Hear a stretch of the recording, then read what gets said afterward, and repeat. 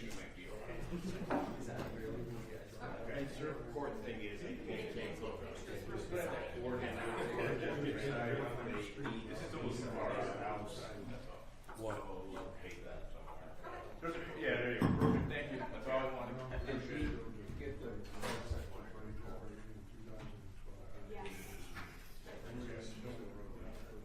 I think so, yes. Yes, yes, yes.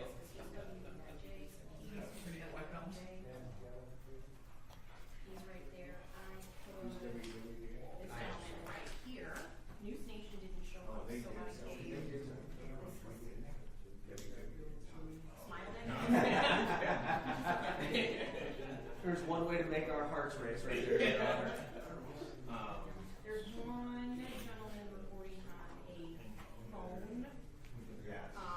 For the athletic, so he's going to holiday. Okay, so recording the phone.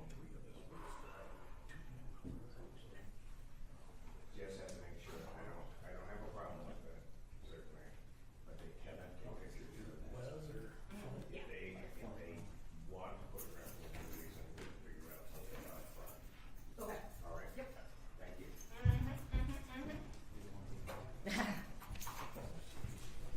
Who's the one that trips me?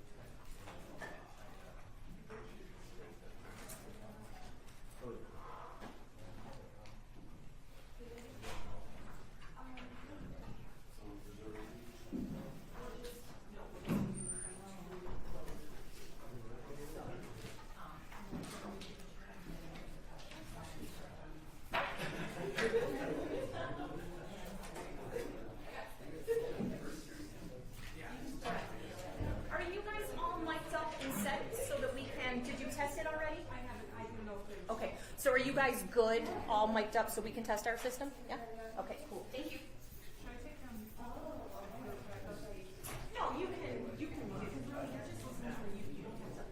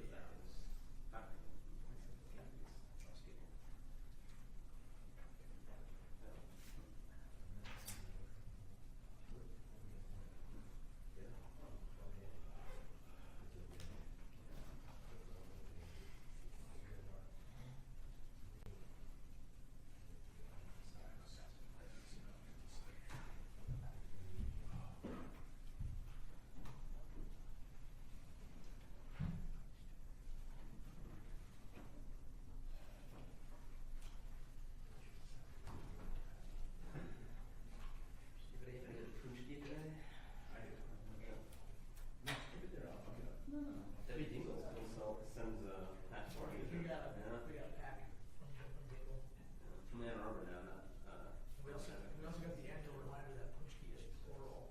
yeah, Patrick. And Patrick is the singular.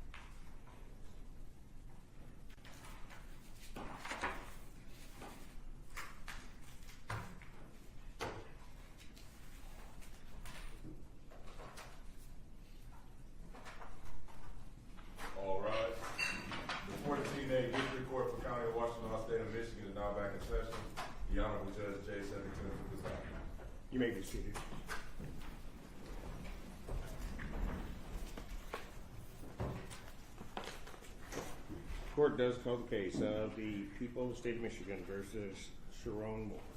Counsel, please state your appearances for the record. Good afternoon, Your Honor. Katie Wismerski for the people. Good afternoon, Your Honor. Ellen Michaels on behalf of Sherrone Moore, who is present in court. Please state your name for the record. Sherrone Moore. Thank you. All right, you may be seated. And I guess the first order of business, Counsel, this is your motion for a Frank's hearing, and I'll let you go ahead with that. There was, however, a motion that you had filed in the latter part of last week requesting permission for the court to accept a reply brief. Did the people have a response to that? I will just say this, the information, the legal information contained in there, I already had done the research, so I knew it. Agreed and same, and the court can take it for whatever the court thinks its import is. I plan to respond to it, if only briefly, orally, if that's acceptable to me. That's acceptable to me. Thank you. All right, very good. All right, thank you. You can smile. I'll proceed.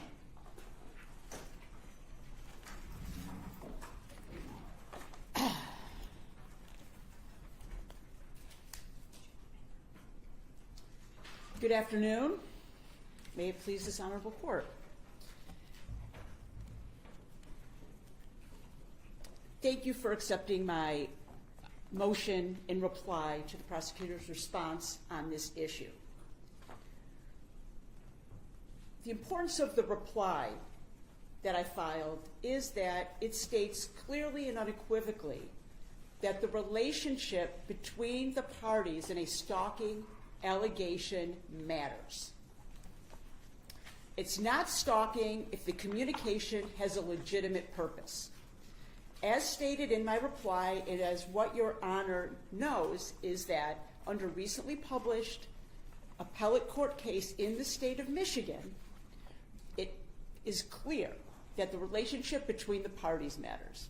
In that case, there was a stalking charge and there was a trial. At trial, the evidence presented that the alleged victim was a probation agent and that the alleged defendant was a probationer. The probationer contacted his probation agent many, many, many times, to the point where the probationer said, "Please stop contacting me." The probation agent felt harassed. She had her stalking charges filed. At a bench trial, there was a finding of guilty. On appeal, the appellate court stated that the employment relationship is relevant, that the relationship between the probationer and the probation agent is relevant. That it's relevant because what it shows is that contact between the two parties had a legitimate purpose. The contact was for the probationer to notify his probation agent of certain things. What the court said was that when looking at the reasonable person standard of whether somebody feels harassed, you have to look at whether a reasonable person in that position feels harassed, which gets us to what happened in this case. In this case, Detective Welker presented to the magistrate facts to seek an arrest warrant for Sherrone Moore on stalking charges and on home invasion with intent to stalk. In the facts that she presented to the magistrate, she left out the information that Sherrone Moore was the boss of the complainant. The complainant was the executive assistant to Sherrone Moore, who at the time was the head football coach at the University of Michigan. Why does that matter? It matters because the communications that were presented to the magistrate were 12 alleged phone calls that were unanswered. The 12 alleged phone calls were on a work day. The complainant in this case had not taken a leave of absence. She had not left her job. It was working hours, and she was the executive assistant of Sherrone Moore. Sherrone Moore was never told not to contact her for legitimate purposes. In fact, he was never told not to contact her at all, but that's not what we're here arguing right now. I'm talking about the legitimate purpose. If there are contacts for legitimate purpose, it is not harassment. As I stated a moment ago, The phone calls went unanswered. So there's no evidence as to what the intent of those phone calls were.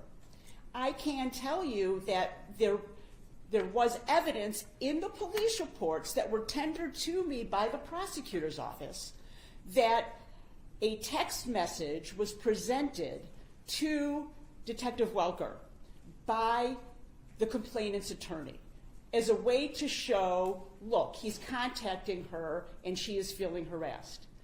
It was a screenshot of several text messages. In those text messages were several messages. Are you talking about one before December 10th? There was a screenshot of messages where there was messages from December 9th and December 10th, the days that the alleged stalking occurred. That were presented, you're saying that there's in the report, because by design I don't have the police Correct. reports, right? So are you saying in the police reports there are text messages from, what would it be, the 8th and 9th or the 9th and 10th, but prior to the 10th? Correct. Yes. The police report is where I obtained that screenshot that I presented in my motion. That's how I know Detective Welker had that information, because it was tendered to me in the police report from the prosecutor's office. How many text messages were in that report? In that screenshot? Well, you're saying that in the police report there were a number of text messages. There was a screenshot of a conversation. And in that screenshot of the conversation that is on page 5 of my original motion, Yeah. there are, it starts, can you have Dave write a statement? Okay. What is the latest you can get me out? I called him. And then that would have been on Monday, December 8th. Tuesday, December 9th, is one text message that says, please answer. And then on the day of the incident, it says, can you call me when you get a chance? So what was laid out in your brief, those were text messages from various days? Correct. Got it. Okay. Go ahead. Yes. That screenshot was presented to the complainant by Detective Welker. Detective Welker asked her about those messages. And in the conversation, which is documented in the police report, Detective Welker was told by the complainant that the first message and the second message and the third message were work-related. The complainant confirmed that they were work-related. The one where it says, please answer and call when you get a chance, it's my belief that those text messages were also seen as work-related. Those were not part of... Well, it's your belief, but did she say that, or... She said to the detective said, was this work-related? And she said, yes, that's work-related. They showed her the whole screenshot. And she said, are these text messages work-related? And the answer was, yes, those are work-related. And then she was asked, are there any more text messages that you haven't given me? And the answer was no. And that's all in the police report. Okay. So the reason, again, to connect the dots is that there's acknowledged communication that was work-related during those days, which goes towards the phone calls. She doesn't know if they're work-related or not. We don't know if they're work-related or not. It's our position they were. It was a work day. There's no evidence to show otherwise. Because the complainant was able to distinguish between communications that were work-related. She identified the text as work-related. Okay. Let me ask this, because again, I don't have the report. Was information presented to the detective that these phone calls were actually made? No. There were no phone records at that time. It was verbally said.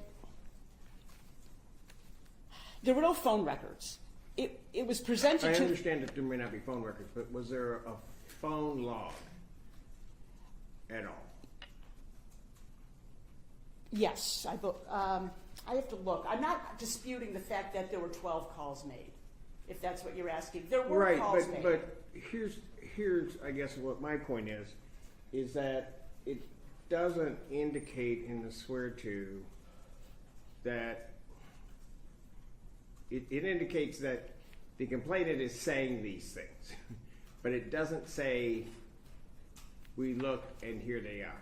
Correct. All right. Yes. So I'm just trying to make sure what was, I guess at that time, known. It was known that these calls, that she received phone calls from Sherrone Moore that were unanswered. That's what was known. Okay. So, again, I'm just trying to clarify in my own mind. Between the 8th and the 10th, there were phone calls. Correct. We don't necessarily have call logs, but there are phone calls. But you're not disputing that. But none of these phone calls were answered. Correct. Okay. All right. Go ahead.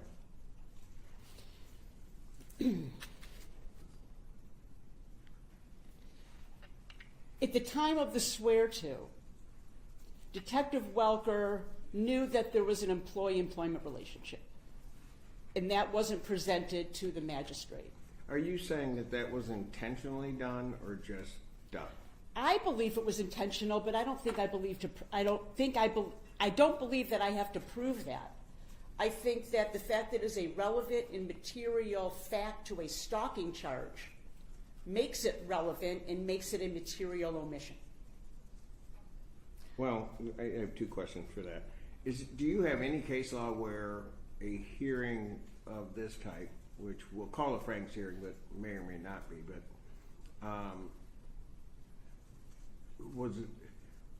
was an evidentiary hearing was then conducted based upon omissions as opposed to false or intentionally reckless statements?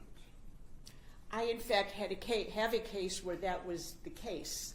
In Oakland County, People versus Galloway, we had a 3-day evidentiary hearing based on the omission of relevant information that a tip came from a privileged source. And Judge McMillan at the Oakland County Circuit Court granted my motion for a Frank's hearing, ultimately suppressed evidence that was appealed to the Michigan Appellate Court, and that was upheld. There's quite a bit of case law where omissions are considered Frank's violations. Okay. Okay, go ahead. Well, just one other question before you go on. In paragraph 10 of your original motion, you stated that there were, I guess, fraudulent statements that were made. And I'm trying to figure out what those may have been. Okay. Did you want a copy? I have one. I had a copy. Let's see.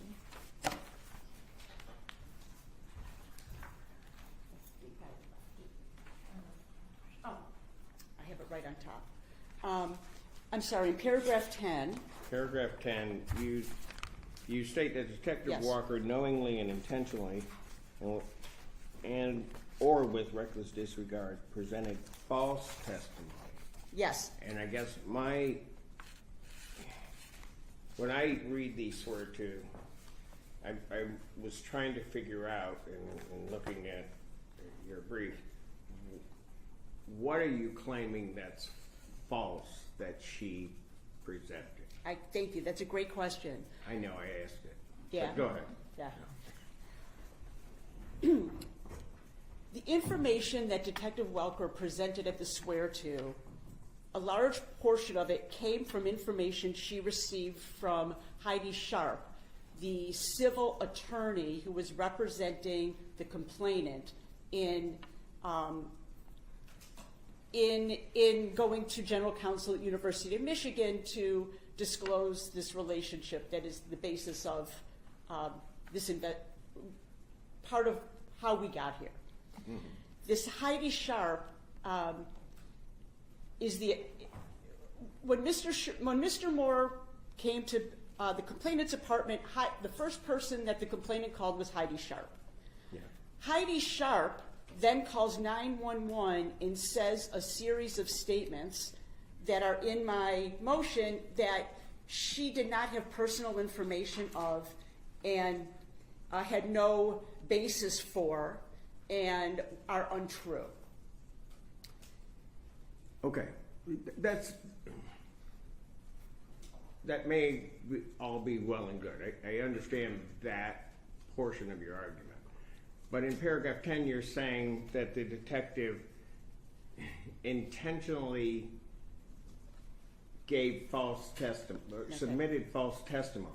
Right, I'm now, getting there. So if I'm the detective and I'm relaying what somebody told me to the court, I don't know that that's false. I understand. So what happened was, after this attorney who was not present gave this information, the actual complainant was interviewed on 3 separate occasions at her residence, which was all on the body-worn camera that I reviewed. The body-worn camera statements made by the complainant were a part of the police report. Then there was a follow-up phone call with Detective Welker to the complainant. The information the complainant gave to Detective Welker conflicted with the information that Heidi Sharp gave the detective.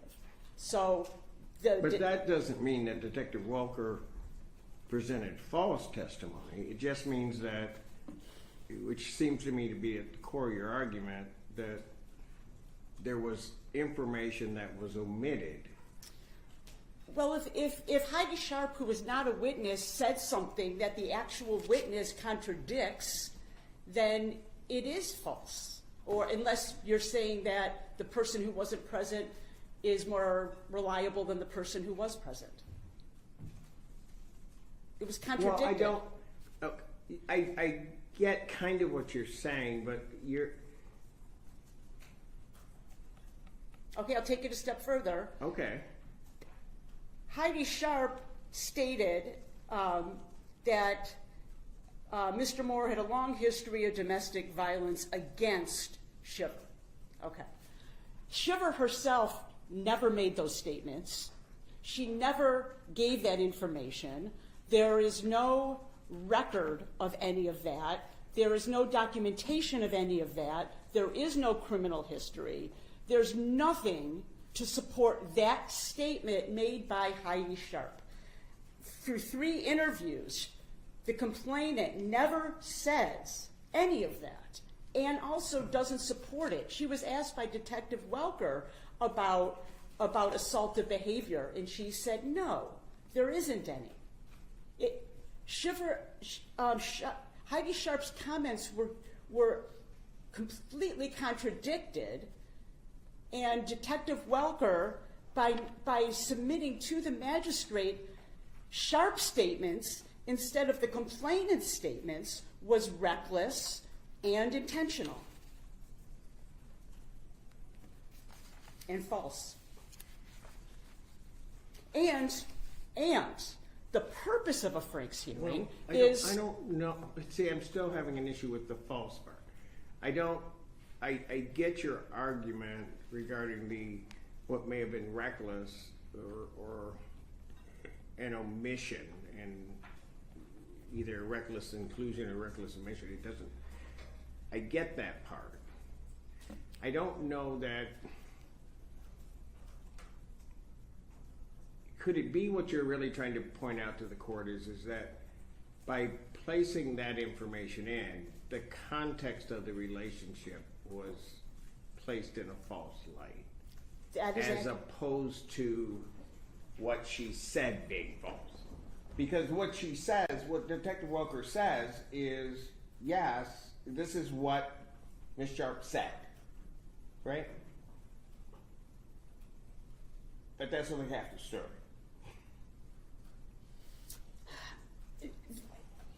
that is a way to look at it, but I do believe it goes a step further, that a detective is an officer of the court.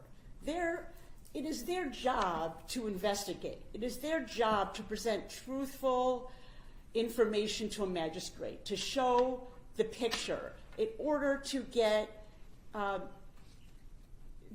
the magistrate to make a determination. The magistrate needs information to make a determination of probable cause of whether to issue an arrest warrant. That's a big deal. That's like due process at its core. And in this case, where the detective talked to Heidi Sharp and the complainant numerous times, had a picture of the whole situation, had an ability to ask the complainant if it was true or not, had an ability to ferret out what was really going on here, and then present it to the magistrate in a fair and honest way to paint an entire picture. That's her duty under the law. And in this case, the picture that she painted was inaccurate, not supported by the facts of the person who was present, not to mention the omission of the employment relationship. Ms. Nichols, and I mean, we can move on from here. I mean, we might be saying the same thing in a different way, but it really isn't that it's false. It's that she may have portrayed an inaccurate context to everything that's going on by omitting certain things. I don't know that makes what she said about what Heidi Sharp said false. It's just you haven't given me everything to give context to what she's saying, whether to ignore it or not. Right. I guess maybe the better language would be reckless disregard, which is also part of the analysis. So I think reckless disregard is more accurate. Okay. I asked the question because saying that somebody submitted deliberately false information may be a little bit different from somebody that is sort of reckless in what they present. But go ahead. Thank you.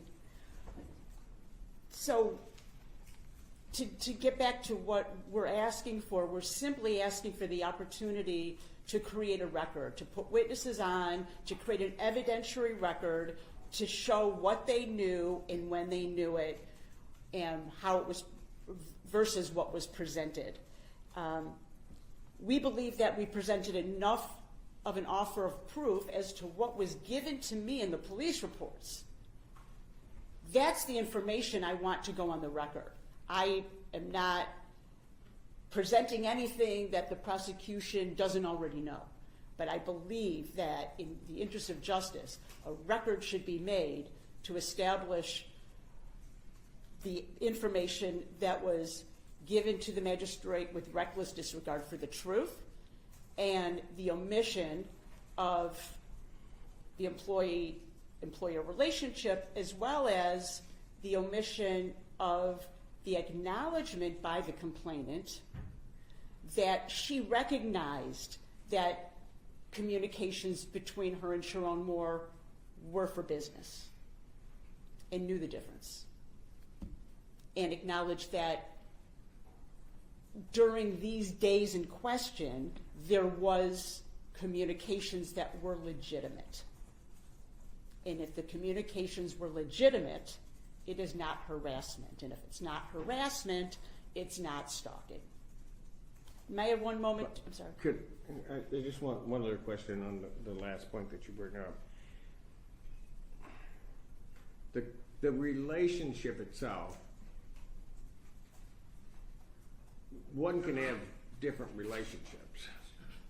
I mean, so a phone call may be for business purposes or might not, right? Correct. Or there could be a communication that has a mixed purpose. Correct? I mean, Correct. because there are different relationships going on here. Correct. And in viewing it as to whether or not a stalking and the harassment occurs,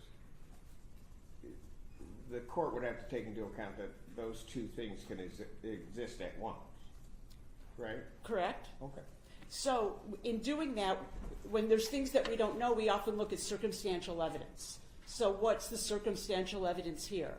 The circumstantial evidence here is that it was a work day, it was work hours, the employee-employer relationship was intact.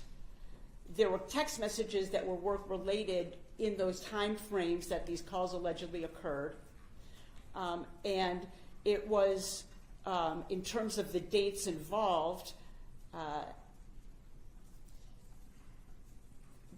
that was the week that Michigan had found out who their bowl opponent was, and there was all hands on You deck. know what bowl it was?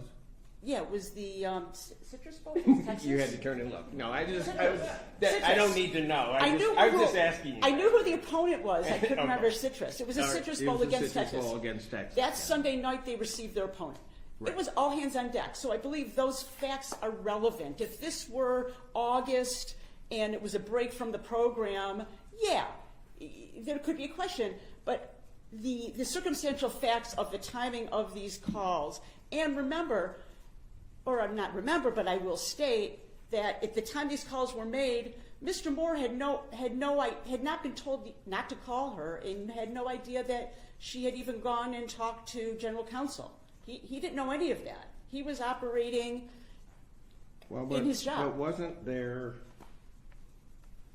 a call from, or her indication not to call? Or, the statement's a little bit different than that. The statement is, she said that she didn't want to talk about it anymore, or she didn't want to talk to her anymore, something like that. Not don't call me, not I'm never going to talk to you again. It was more vague and did not address the employee-employer relationship either. It didn't say, I don't want to talk to you and I'm giving notice. I don't want to talk to you and I'm asking for a transfer. I'm taking 3 days off of work, don't contact me. That would all be context to show that they were personal calls. None of that occurred.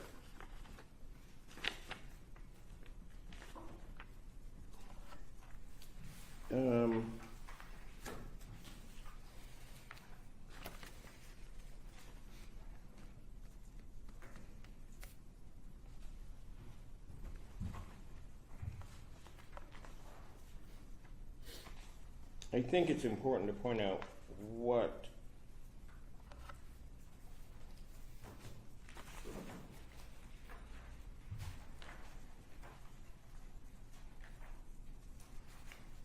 according to the swear-to,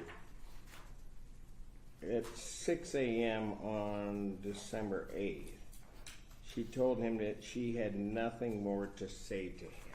Correct. Okay. Right. Which is different from, I'm taking a leave of absence, don't call me, I'm taking days off. Nothing about that indicates he should not call her for employment purposes. The point being is that in order for the court to properly evaluate probable cause, the employment relationship is relevant. We can't even evaluate, or we're having a whole conversation about whether or not the call was for employment purposes.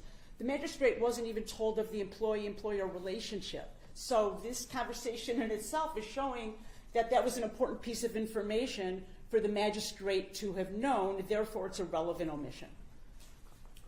And just one more piece, just going, actually, thank you. All right, very good. Thank you. Yeah. Mr. Smith. Thank you, Judge. Does the court have a place at which you would prefer for me to begin, or any specific questions? If You not- can start where you'd like. I guess maybe we should start where the defendant started, and that is the relevance of the work relationship. I honestly would end there, but if you would like for me to start, Well, I if can start there. you know, it's your argument, so I'll let you go wherever you'd like. Thank you, Judge. Is it all right if I pace, I think, better when I'm on? That's my feet fine. moving? I do the Appreciate same. it. Where I start is, actually not in my pleadings, and I beg the court's indulgence for a moment because there was a legal, factual issue pertaining to this ask that I struggled with at first. At first it was, hey, does Franks apply to arrest warrants? I only know Franks to apply to search warrants. You know, can I wrap my brain around this? I believe Franks applies to warrants. I've gotten myself there. Arrest, search warrants. I think there's substantial body of case law for you to infer that it can apply to arrest warrants. I think what I struggled with most after that is that defendant's ask has always been that you quash this arrest warrant and that you must therefore at that point dismiss this case. And I see no legal authority for that ask. I have found no legal authority for that ask. I have instead found 2 Michigan cases that I think address the issue. Maybe not head on, somewhat head on. People v. Burrell and People v. Smith. Happy to give the court citations Please. if that is of assistance. People v. Burrell is 391 Mich 124. It appears to be a 1974 case. People v. Smith is 106 Mich App 203. It's a 1981 case. They Said draw- Mishap 203? Say it again. 203. 203. Yes, Your Honor. Thank you. Those cases draw a distinction between this court's jurisdiction and a case existing and your ability to proceed with that case versus the quashing of an arrest warrant. Typically, we think of remedies when a court quashes a warrant is that there is suppression of evidence that flows therefrom, right? That's what Franks is about, search warrant. They were arguing you should suppress the evidence that came from getting this search warrant. What I feel they should be asking, what I can find legal authority for, is if there had been any evidence that flowed from the issuance of this arrest warrant, that they could and should be asking for you to suppress that. But this is sort of a backwards kind of a presentation. That might exist in a situation where there was not a warrantless arrest, where they had perhaps conducted an investigation, written reports, submitted them to my office, asked for charges, gotten an arrest warrant, went and arrested, and then perhaps did a search incident to arrest, then perhaps got some statements from defendant. That would be evidence that would flow from the issuance of an arrest warrant. Should you, which I don't think you should you grant a Franks hearing here, and should you further, which I don't think you should, quash this arrest warrant, you're still left with a validly filed complaint. And while, again, I can't find exact case law to spit this exact holding out for us, what I will cite to the court is things like the statutes and the court rules that pertain themselves to, let's say, preliminary examination. And they don't talk about holding a preliminary examination and then at the conclusion of which, if the court finds probable cause to bind the defendant over, that you bind him over on the charges in the arrest warrant, you bind him over on the charges in the complaint. Because the complaint is how we start a lawsuit. Civil, criminal, that's what that is. That's the pleading. That exists.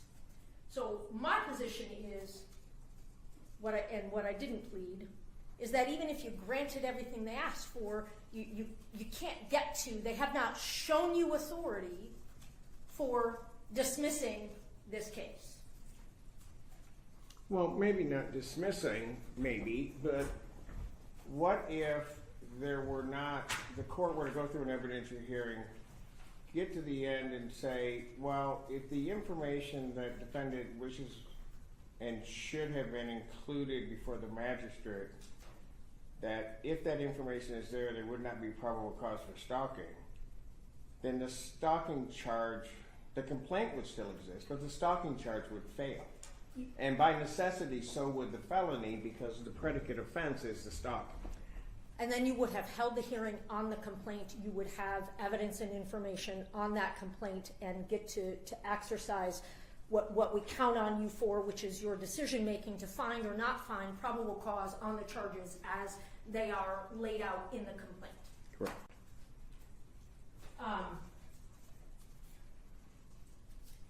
Judge, as to whether or not defendant is entitled to a Franks hearing, of course, my pleading and my position is that he is not.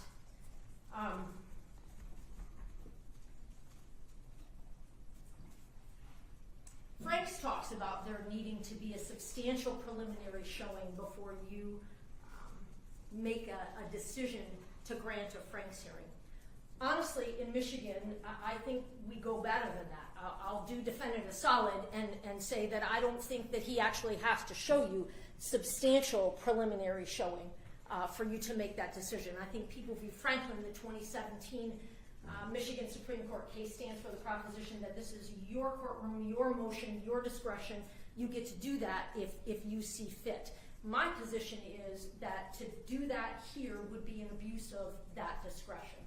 I will note for the record that People v. Franklin, that judge clearly had his or her own opinion about the credibility of the CI that was in question, having been referenced in that search warrant. And so in that judge's discretion, based on that concern for credibility that doesn't seem to be laid out very clearly in the record or in the written case law, that judge made that decision and it was upheld on appeal. So Judge, this is your discretion, but again, I submit that it would be an abuse of your discretion. Would it really be an abuse of discretion if I were concerned about the context of the relationship that was placed before the magistrate?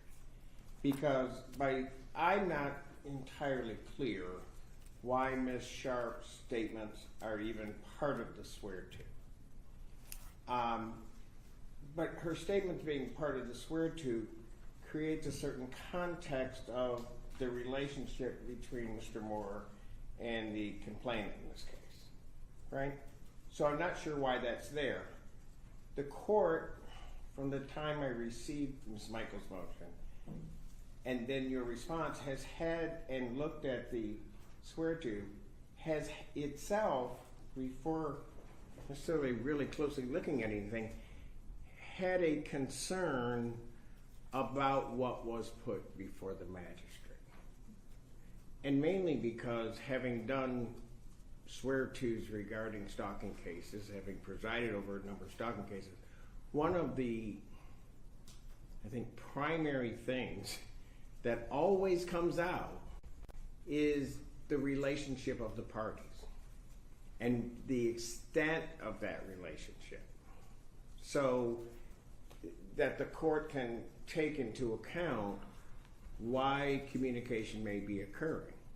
I mean, some of the, and you know this, some of the egregious ones, there's no connection whatsoever between the parties, but all of a sudden it's happening, and then that creates one scenario.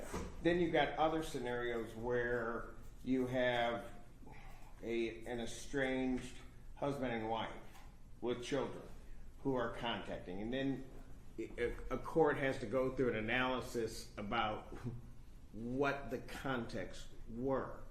So would the court really,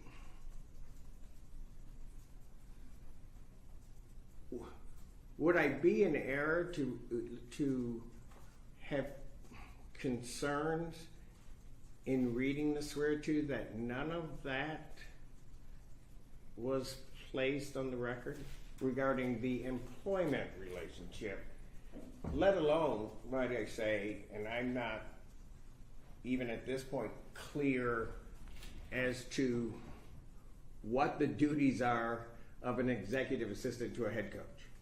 I'm equally devoid of that knowledge and information. But wouldn't that information, but wouldn't that information be important for the court to know? So Judge, I wonder if I could spit back to you what you have said to make sure that I understand. Because absolutely. I appreciate the court's candor. And you told me to start there, and I went ahead and started where I wanted to. Yes. So Yes, here sure. we are, right.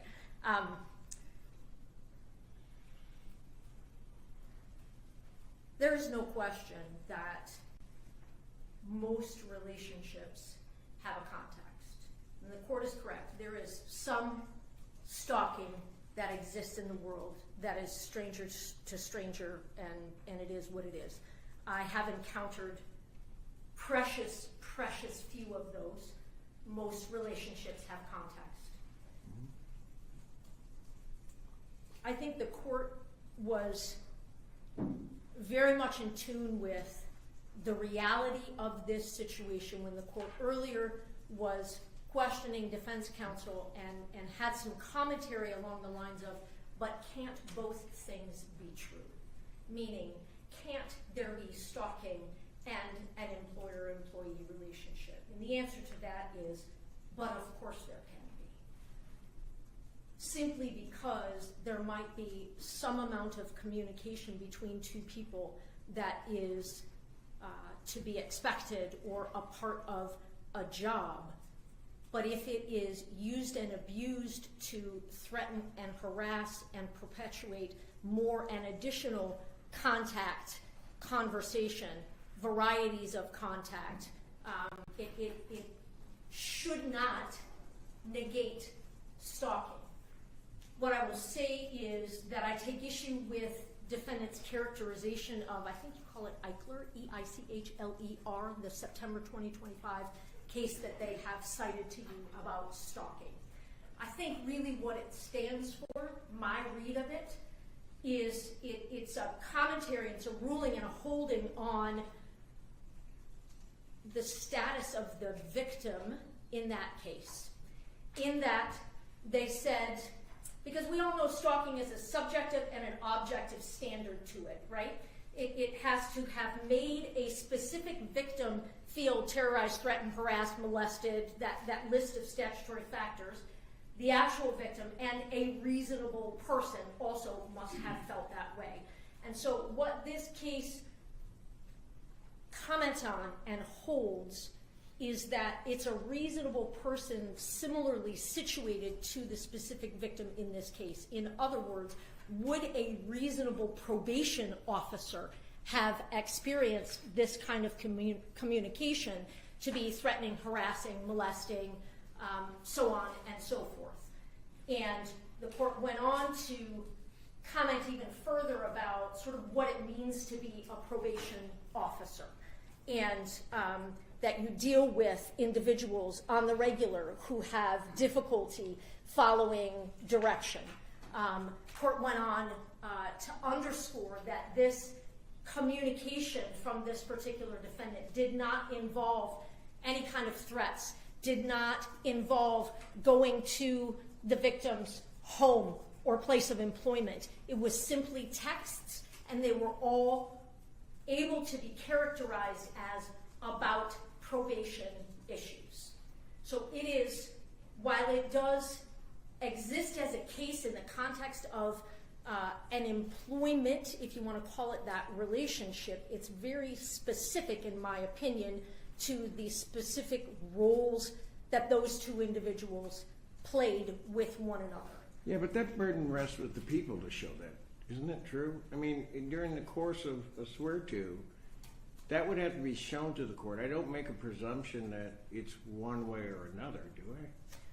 It would be our burden to show what at the swear to, Judge? At the swear to, it would be the people's burden, I guess. Seeking the complaint to show that somehow those, got to give me something that says it's something other than what might be work related, right? So I guess what I would then point the court to is that this complaint warrant alleges an incident on a date. I'm not saying that when we come to prelim here, should we get to that stage and this court orders a preliminary examination, I'm not saying that I wouldn't say to you, Judge, I'm looking to expand that date range. But right now, it is alleged December 10th, 2025. And as we all now know, since we're going to what we know, defendant was fired. And what we know, according to the complainant, as is testified to in the swear-to, he called her 2 times after that. She didn't answer, showed up at her apartment, barged his way in, grabbed the implements that he did. She felt utterly terrorized in that moment, threatened to kill himself, pointed the implements at her, backed her further into her apartment, eventually left when she got her lawyer on speakerphone, and even after he left, then called her, as is witnessed on body cam, called her yet again, and sent her 2 more texts. I hate you, and my blood is on your hands. So on December 10th, and as was sworn to by Detective Welker, there is more than sufficient probable cause for the issuance of a warrant that includes stalking. That's my position. I have case law because I have had individuals question me as to whether or not behavior that occurs all on one day can satisfy the elements of stalking, that course of conduct, non-continuous, separate acts. And while it is an unpublished case, Judge, I find a lot of takeaway from this case. It's People v. Smothers. So it's 2025 Westlaw WL 3483111. So it's a Mishat case. It was decided December 3rd of 2025. And it talks about 3 phone calls. 3 phone calls that took place in barely over 1 hour can constitute sufficient evidence for aggravated stalking. Were those phone calls answered? Those phone calls were answered, but none of them, interestingly enough, were answered by the victim. They were phone calls that were made to 911 and either a city manager or a city attorney and the prosecutor's office. And they made threats against a specific deputy and specifically threats to kill. That deputy did not answer those phone calls. They were not made directly to that deputy, but they were communicated to that deputy, and that all was found to be sufficient evidence to sustain a conviction for aggravated stalking. So, Judge, I think on the record of the swear-to, as it stands right now, when there was no longer any employment relationship because he'd been fired, there were multiple non-continuous, separate contacts that constitute stalking. I mean, I have another case that has barely even 2 contacts that was sufficient for an aggravated stalking conviction, but I give it to the court if the court. But I guess, were the point of those that the information by the caller was communicated to the alleged complainant? That certainly had to have happened for that to complete that loop. Yes. Okay. But that's not what happened in this case. No, you're absolutely right. There were the 2 on, if we're limiting our focus to December 10th, there were 2 unanswered phone calls by the defendant to the victim before he then came over and barged into her apartment and did the acts that he did, and then left her apartment and then called her again and then texted her 2 times.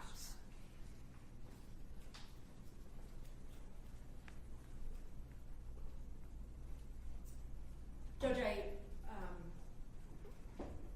would like to address the court's seeming discomfort with a failure to place on the record at swear-to that there was an employment relationship, or perhaps what has been portrayed to the court as a disconnect between what Ms. Sharp, the attorney, communicated to the detective and what the victim communicated to the detective. Ms. Sharp, it appears defendant takes issue with three sort of statements or comments that Ms. Sharp made specifically. One is that defendant had been stalking the victim for months. The other is that he has a long history of domestic violence against this victim. And the third is that he is a very dangerous man.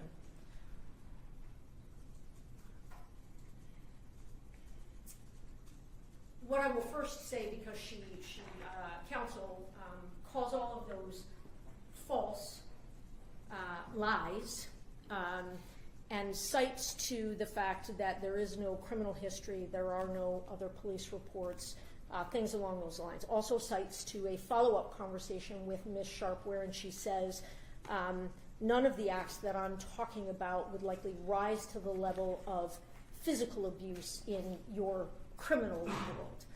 But Judge, I'm sure you would agree with me that there are many different definitions of domestic violence, and also simply because something has not been reported to the police or there is no criminal conviction for it doesn't mean it doesn't exist and hasn't happened. Specifically as it pertains to a definition of domestic violence, I always think of MCL 768.27b, so that other act statute, like when we go to trial on a crime that involves an act of domestic violence and we are allowed to introduce other acts of domestic violence. Is Ms. Shiver claiming that? Ms. Shiver did not, on the day that she was spoken to, December 10th, get into the history of her relationship with the defendant. One person did, and one person did not. Since then, there has been a lengthy additional interview and additional information, but we're not here about that. At that time, that was not something, for whatever reason or number of reasons, she was ready, willing, and able to talk about. She talked about December 10th and the fact that they had had an intimate relationship for a period of time leading up to that.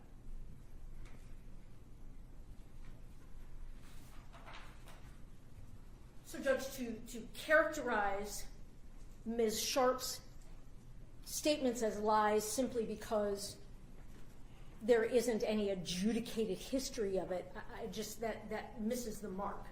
There is no mandate that there be an adjudicated history of it for it to be an accurate statement, or at least an accurate statement in her mind. She goes on to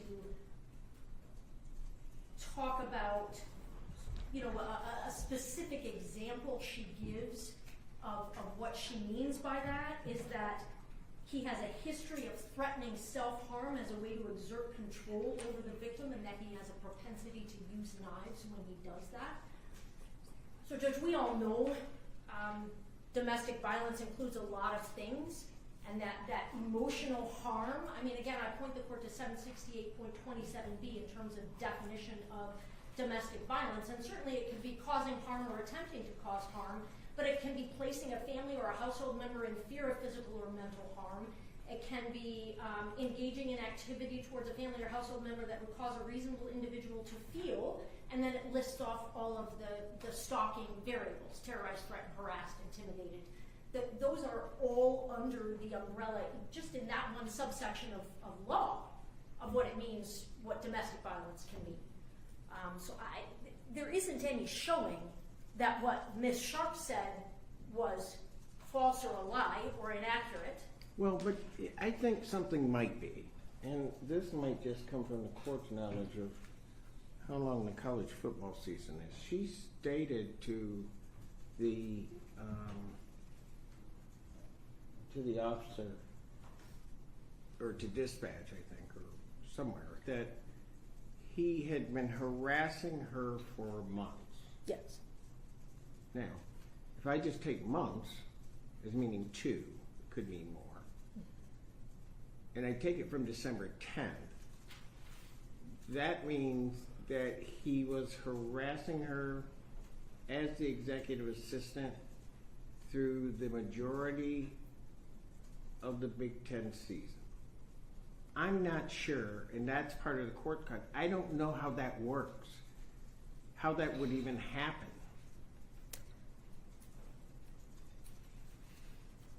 Because I think that presupposes that the harassment she was talking about is just phone calls or texts that were maybe work-related, or that were work-related. So it was there then placed to be a context. It wasn't just something that the court should ignore. The employment, No, that Ms. Sharp's comments. I mean, somehow that creates, or it should have created, I guess, a context to the relationship that's going to form the basis of this stalking, in essence, right? what Ms. Sharp is saying about it going on for months, that somehow will play into what happens here in this On case. December 10th? No, on December 10th. I mean, Yes. she,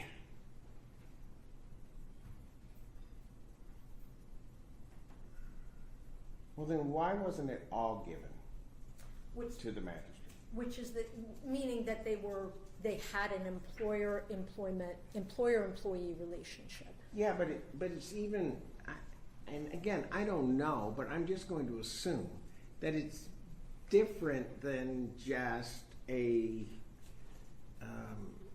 an employment-employer relationship. I mean, from the standpoint that it's almost like a CEO and the executive assistant to a CEO. I mean, the closeness of that relationship, I just don't know how the court wasn't informed of that. If I had to guess, and that's a part of what's challenging here because we have one record, which is a transcript, and we're all sort of arguing from things we think we know from police reports and investigations. But if I had to guess, I would guess that it's because the detective assumed that as a fact, as a known fact, if I had to guess.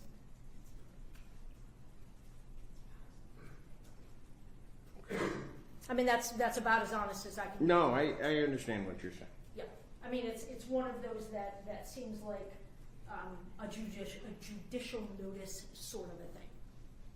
By that time on that day, that's my best guess. Well, it may have been a judicial note. I don't know if it would be. All due respect to head coaches around the world, I didn't know they had executive assistants. But whatever. I mean, I didn't know, but certainly the court, through the record, was not informed of that, nor informed what that means. I mean, even as I sit here right now, and I don't know that anybody necessarily can explain to me what it is, I don't know what that relationship is. Like I said, I'm taking it from the standpoint that it's like a CEO and the executive assistant to a CEO. And that is typically a very close relationship. There's a lot of communication that happens. And as I was thinking about this case, the only thing that I could sort of in my head equate it to is myself and my judicial coordinator. And that the communication that flows there is different than I have with any other employee in this court. It just is. By nature of the position. If I'm correct in that, and I may or may not be, I think it's something that the court would have had to have been informed of. Because at some point, even for a probable cause standard, the court's being asked, as I said before, to say that, and maybe the court would have had more questions as to what the nature of this harassment was for these months to create a context of this. Because like I said, I can look at it one way and say, okay, 6-7 games into the Big Ten season, and I can do that by just looking on my phone if I go 2 months back, and I can say, well, how does, if I'm right about the relationship, the employment relationship, I don't know how that happens. And then I might, if I know that, ask questions about that, right? To put a proper context on these communications.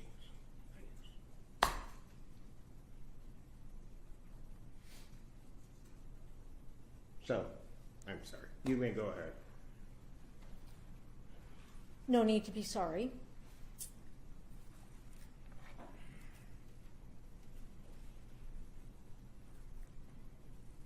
My position is that the detective testified to information that was given to her. Was there an omission of employer-employee, that fact? That would appear to be accurate. Again, my best guess is that she assumed that was a known fact. She testified to information that was given to her. The charge pertains itself currently, as we stand, to behavior on December 10th. Can I just say, though? Sure. I get what you're saying, but I'm looking at page 6 Of the swear-to, Judge? of the swear to. Yep. And starting at line 3, basically.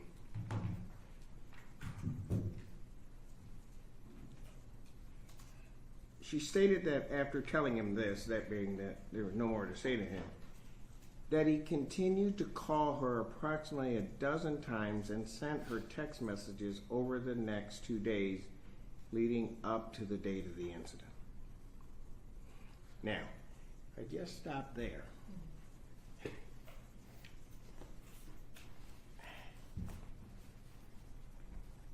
If I have, it's, and I think everybody's right in terms of there needs to be a picture painted for the magistrate. If Ms. Sharp is indicating that there's all of this other stuff that's going on, and so if I'm the magistrate, that's what I'm hearing, then I'm hearing this, that this individual says that she has no more to say to him, and then there are these dozens of calls and text messages that occur over the next 2 days prior to this incident. Frankly, you'd be leading me to believe the negative. Because you're not giving me anything else. Not sure I follow, Judge. Leading you to believe the Meaning negative. that these communications couldn't have been for any other purpose. I mean, because it's equally as plausible that, I guess, that they could be for the purposes of harassment as for the purposes of work relationships. But by placing it on the record this way before the magistrate, you've given the magistrate no alternative but to believe that it is a continuation of the behavior that Ms. Sharp describes, which I don't know if substantiated or not. That's my problem. I think the best I can offer the court along those lines, with the exception of not having sworn to the fact that they were employed together at the U of M, that Detective Welker passed along the information that was given to her, swore to and testified to the information that was given to her. Well, I got a problem with that too. Yeah. Because part of the problem is my understanding, and maybe I'm wrong, but from listening to Ms. Michael's argument, I think I was right now. She has the other text messages from those 2 days, right? Somewhere she saw those. But doesn't say anything about them. Doesn't say anything about what those are. Yet, the one that occurs after on December 10th, well, one particularly, Yeah. she lays out in great detail. that I have a problem with, because it seems to me, if I were the magistrate, I'm getting half the story. I'm not getting the full story. It might be one thing if what was testified to had been, well, these 10, that after that call on the 8th, there were other messages that were sent. They were work-related, and then the 10th occurs.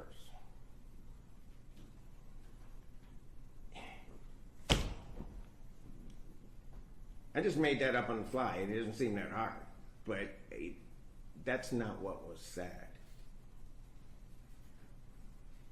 And I'll be honest with you, I find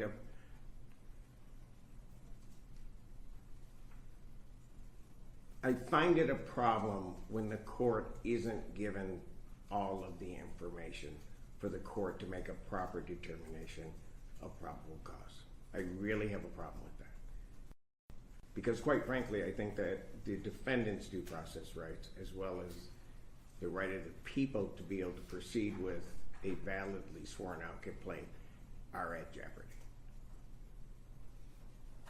Does it impact the court to be mindful that the investigation was then and continues to be ongoing, and that there was always the plan and expectation of getting phones and phone records and further interviews? That, does it make me feel? No, it doesn't make me feel any better.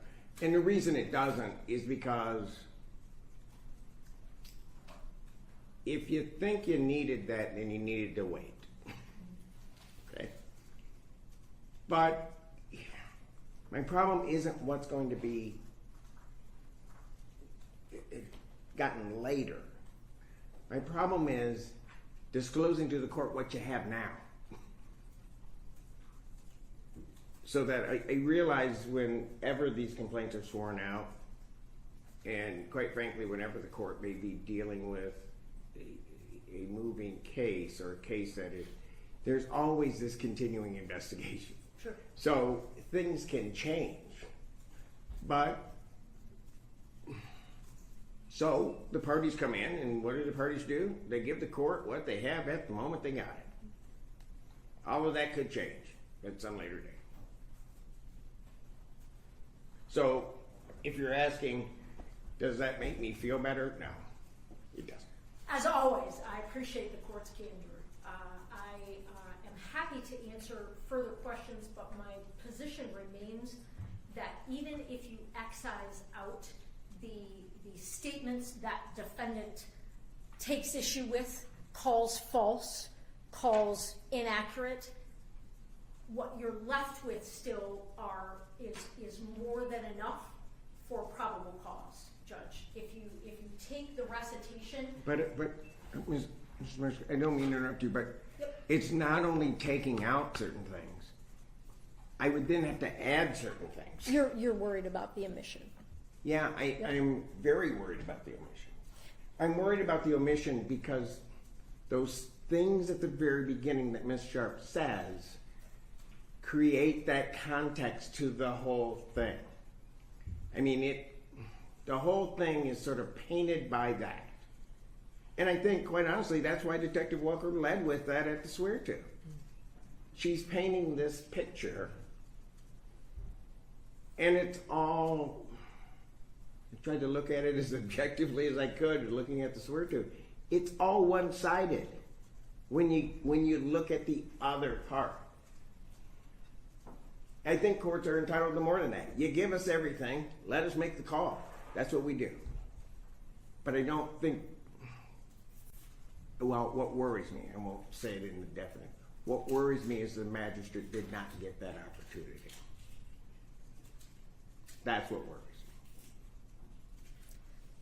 And if the magistrate didn't get that opportunity, that means what the people got may not have been a validly sworn out complaint in terms of probable cause properly being addressed, and that the defendant's due process rights might have been violated.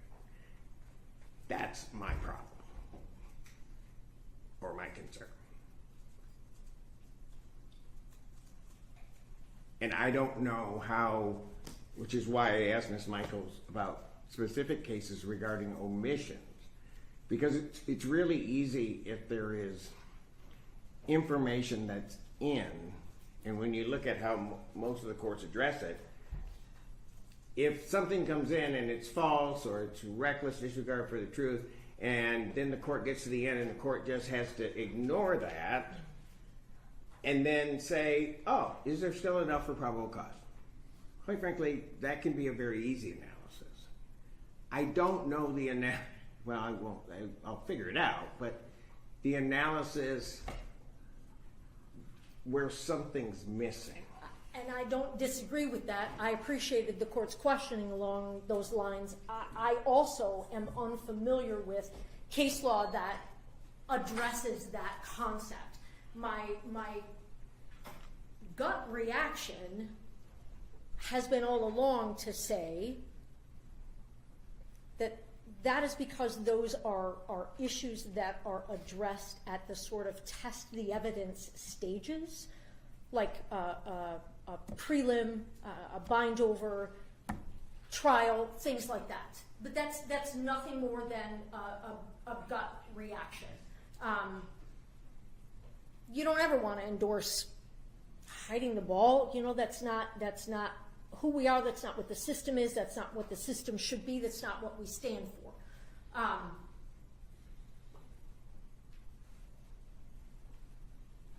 Clearly the court is taken with, and again, I appreciate your candor, taken with an omission to put an employer-employee relationship on the record at the swear-to.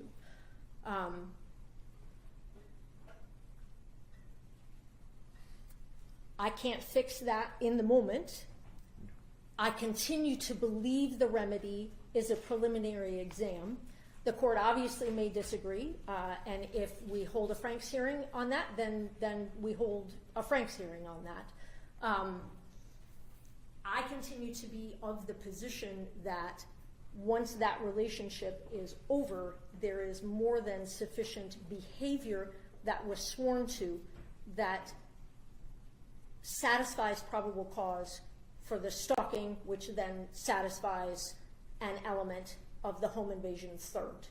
I believe that's for sure what Frank stands for, Williams, Franklin, all of that progeny of case law, whereby if the courts are willing to still say there's more than enough probable cause here, even if I excise out legit untruthful statements, which don't seem to in any way have been shown here, not from my perspective. And if there still remains probable cause, then the warrant is valid and there is no need for a Franks hearing. Then it stands to reason to me that if the worst that we can say exists on that record is a void of a fact pertaining to their employer-employee relationship, that if there still remains adequate probable cause on that record, that arrest warrant should still stand and there shouldn't be a reason for a Franks hearing. And I think that's probably all I have to say on that, Judge. If the court has any further questions, please. I do not. Thank you, Judge. Thank I you. appreciate it. Yes. Response. Thank you.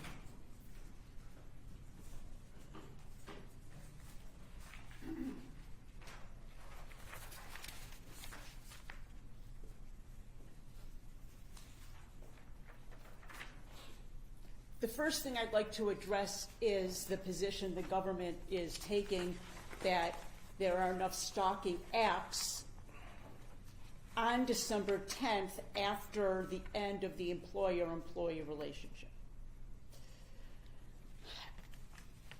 Count 1, home invasion in the third degree, states that it is breaking and entering with the intent to commit a misdemeanor, and in this situation with the intent to stalk. So in order for home invasion in the third degree to have survive a probable cause analysis, relying on the acts post employer-employee relationship isn't good enough. they have to show that he went into her apartment with the intent to stalk her, which means there had to have been predicate acts of stalking prior to entering the apartment. If they are now saying that the only acts that we are relying on are the acts post leaving the apartment, the home invasion fails. And it should fail, because there was no stalking prior to December 10th or after is our position. That's one point I'd like to make. Second point I'd like to make, in People v. Eichler, in paragraph 6. Counsel, can I just ask one question? Yes. In regard to the stalking, you may very well be right. I don't think it's the time for the court to make the decision as to prior to.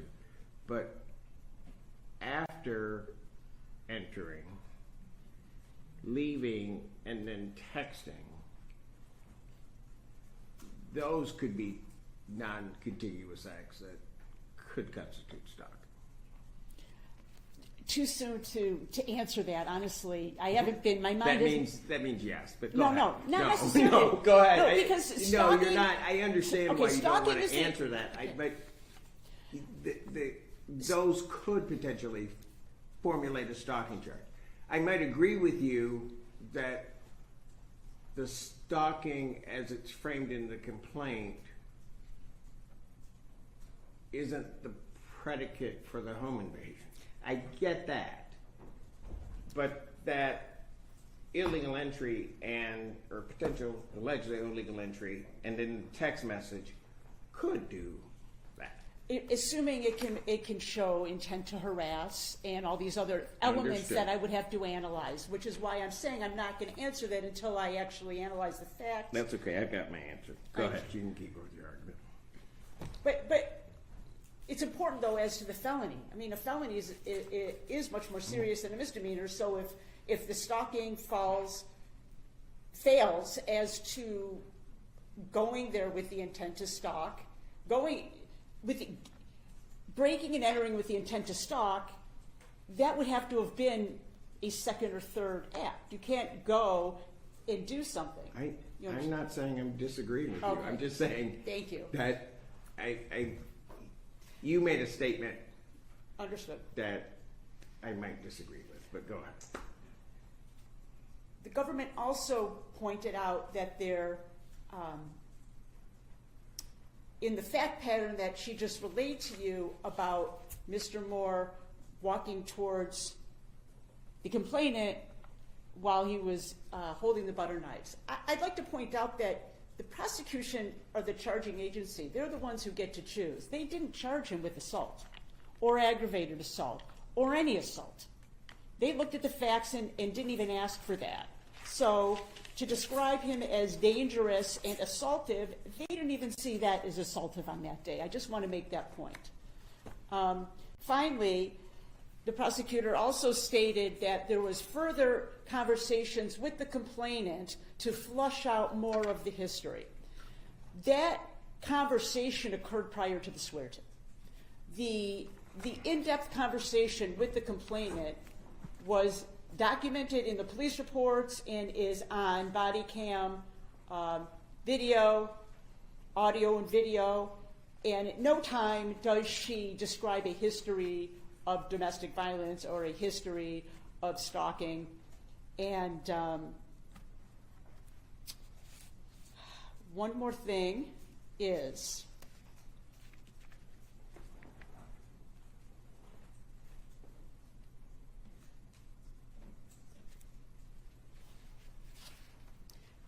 as I was getting to Eichler, paragraph 6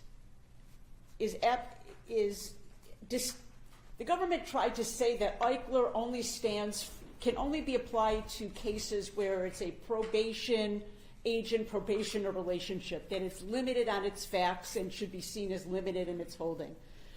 Eichler actually states that the language from Eichler is this, that under Spalding, which is a case that they're citing, a reasonable individual is a reasonable person similarly situated to the victim which necessarily means that we must consider Meyer's chosen occupation, training, and job-related responsibilities as part of our consideration of the circumstances or situation. It doesn't say we must consider one is a probation agent and one is a probationer. It specifically generalizes to the relationship between the parties, the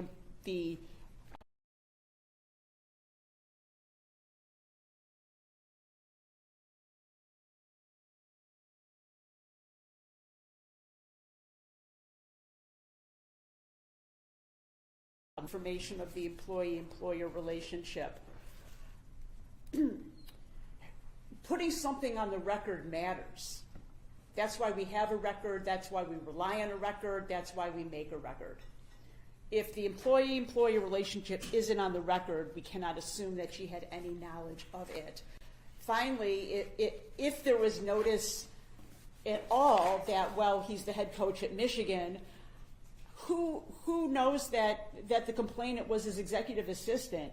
I put out there that is certainly not anything someone would take for judicial notice. I suspect that nobody knew that relationship until this incident happened. And if I may just confer with co-counsel briefly.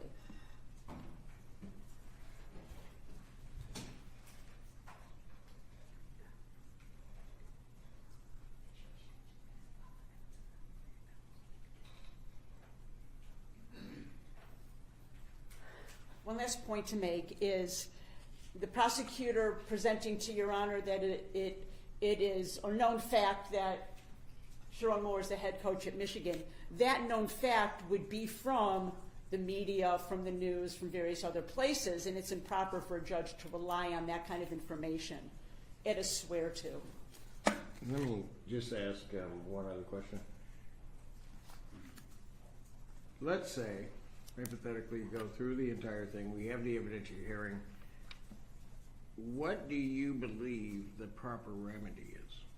I think the proper remedy is it's a couple-step process. I think first, after the hearing and the evidence is presented, and Your Honor makes a determination of what was not true or recklessly presented because it's unsupported, and that is taken out, and then the omission is put back in, I believe it would be on Your Honor to then evaluate based on controlling Michigan law to determine if there's enough probable cause to support this not only the warrant, but the swear to. Not only the swear to for the warrant, but the complaint itself. The complaint has to be accepted by the court. The prosecution doesn't just, there is a process for Your Honor to review a complaint and accept it. So I believe a dismissal of the complaint would be appropriate remedy. I think a secondary remedy would be to suppress any and all evidence obtained after the arrest. I guess maybe I'll put it more directly. Let's say you were to win on everything. Yes. There would be nothing that would prevent the people from seeking reauthorization. That is correct, and it is my belief, based on my review of the materials, my investigation of this incident, that they wouldn't have probable cause to make these charges. I don't believe they have probable cause to make these charges. Regardless, you just don't think that there is. I believe when presented fully and fairly to a magistrate, I believe there is not probable cause to support these charges. All right. And I believe there's less probable cause now than there was when the incident happened. I don't know what that means. I believe that the evidence that has now been collected will show that there was not stalking. Right, but That's what I'm saying. right now, I'm not dealing with any of that. Because you're, for the purposes of this motion. Right, you're asking me, I believe the question was, let's say I win and everything's dismissed, they can go and just refile. That was the question, correct? Yeah, I mean, there would be nothing other than the fact that there might not be enough evidence to do so to prevent them from doing it, right? It's my belief there won't be enough evidence to do so. All right, very good. Thank you. Thank you. All right. Thank you, counsel, both of you, for your argument and the manner in which you answered the court's question. The court does appreciate it. I'm going to take a break. I will come back with my decision. I would why don't we look at it this way? Just give it time to come back. It may not take me that long to formulate everything, but come back on the record about 4:15. All right. You'll make sure that they know and get them down to where they need to be. Court stayed in recess. All rise.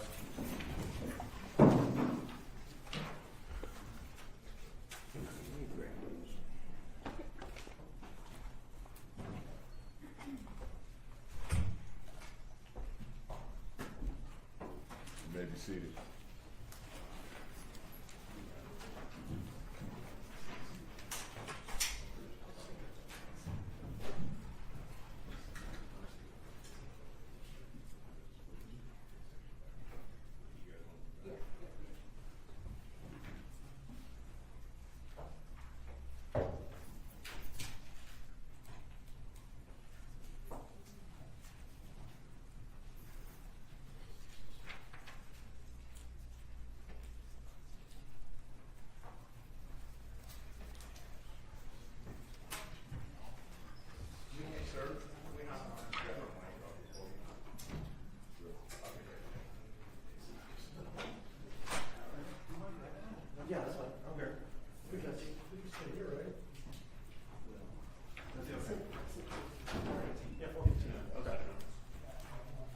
Do you want me to leave them here and just turn them off, or do you want them?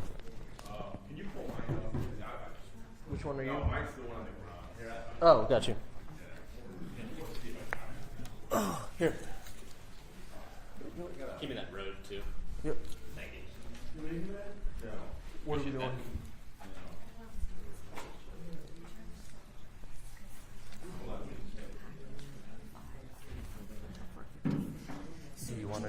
Do you want to go out and see if I can give you my card and you can take it to Jason?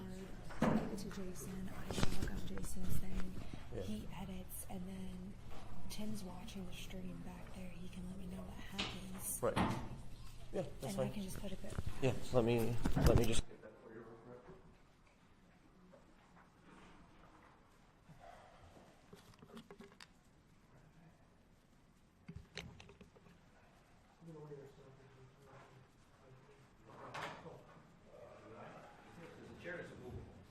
Yeah, I know. That's the one I wrote. The one, yeah, one I wrote. I mean, you know, it is. So, Go ahead, just one second. yeah, well, it's movable, so it's not.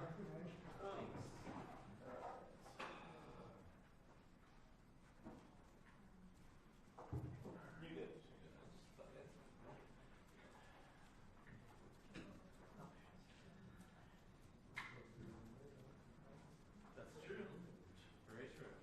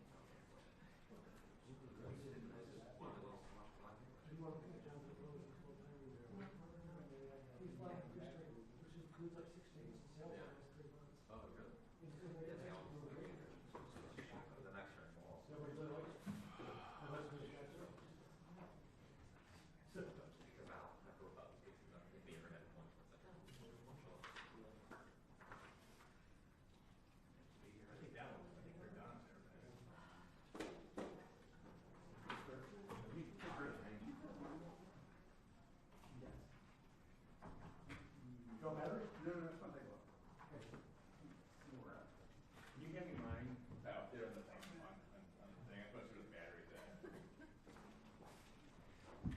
Does yours got the gaff tape on it? Yeah, it goes right in. I'll go, okay. The change of the battery. Done.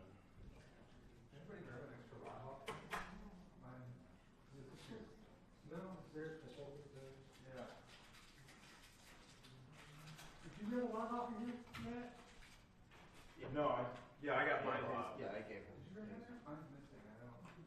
No, well, how many lots do you have, Matt? I just have one. I just had this one and the other one he gave you. You mean you got like a long lot? No, So that would be yours. it's not back, right? Yeah, with this yours. That's yours. That's yours.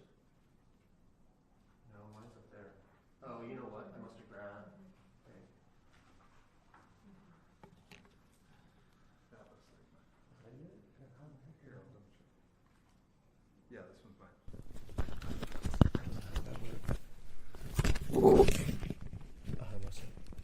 That's all right. I'm so confused. Sorry, dude. No, you're good. I don't know, I grabbed everything.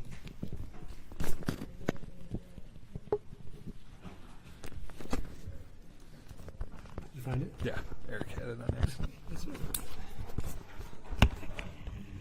a lot longer than I thought it was. Just trying to give him a bad day, that's all. It's all right. Dale took my camera yesterday. It all works out.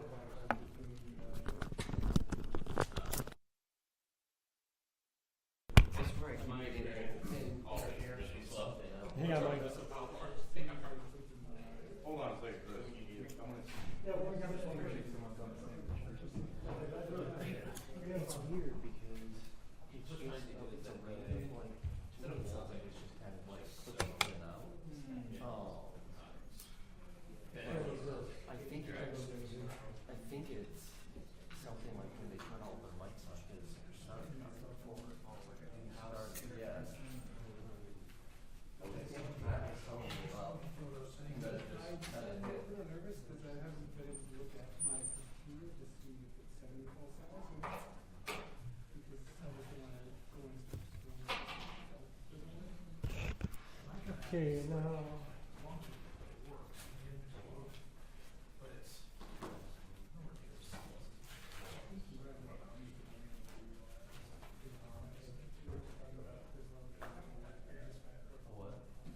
Just get it right next to you guys. Thank you. You want it on the right or on the left? Put it to the right of the thing. It's just for-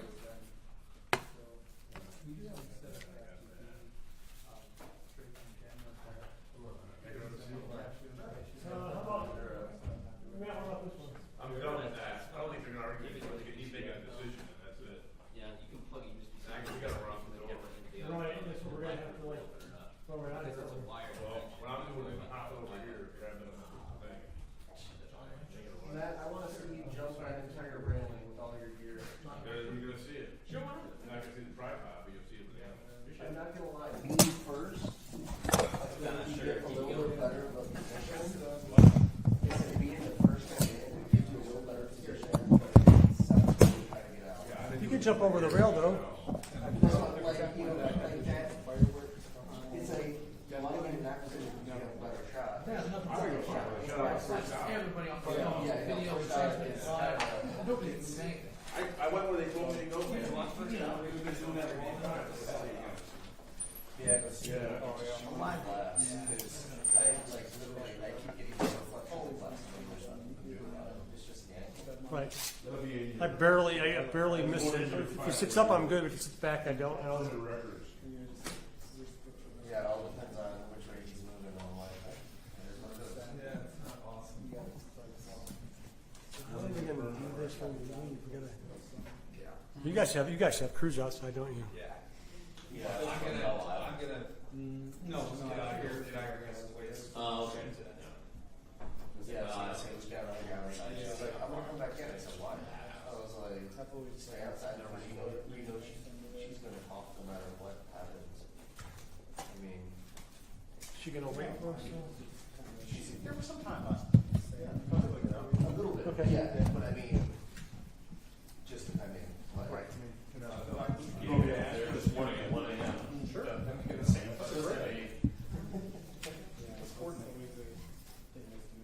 Oh, you're good.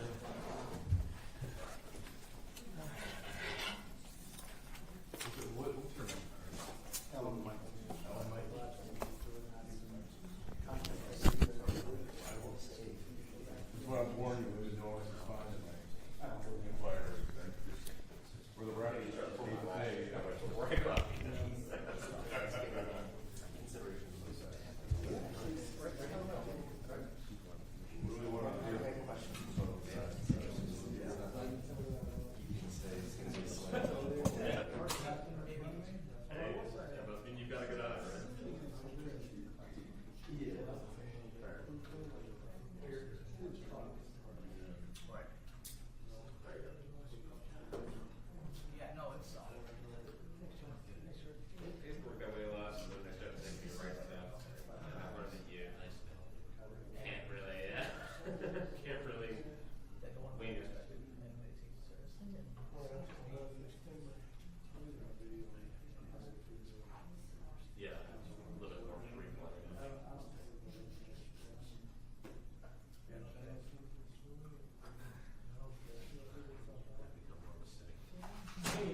It's in my record, please.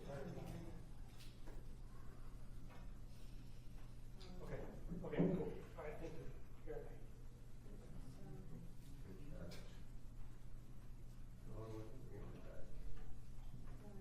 Hey, this is Brian. I'm on backpack 4. Hey, this is, man, this is,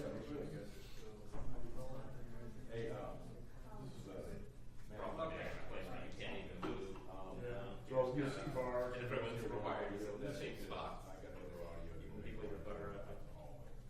So he's supposed to come in and make a decision at 4:15 and tell us which way to go. And then I'll call you. You'll see. Thank you so much for your time. Bye. No, I had to be miserable. You were in Minnesota? Oh my God. For how many hours a day were you out there? I thought it was at kind of the beginning, south side in between the town. Oh my God, when they killed that second guy, you did some stuff. I was still there. You were here? Yeah. Oh, you were home? Yeah. Because I looked at it, it looked cold. It looked cold. I was out at stand up and I was like, So you got to be like that too? Yeah. Well, no, I killed all the other guys. how much more was there? He went kind of, well, I think they're just one of those. What? Yeah.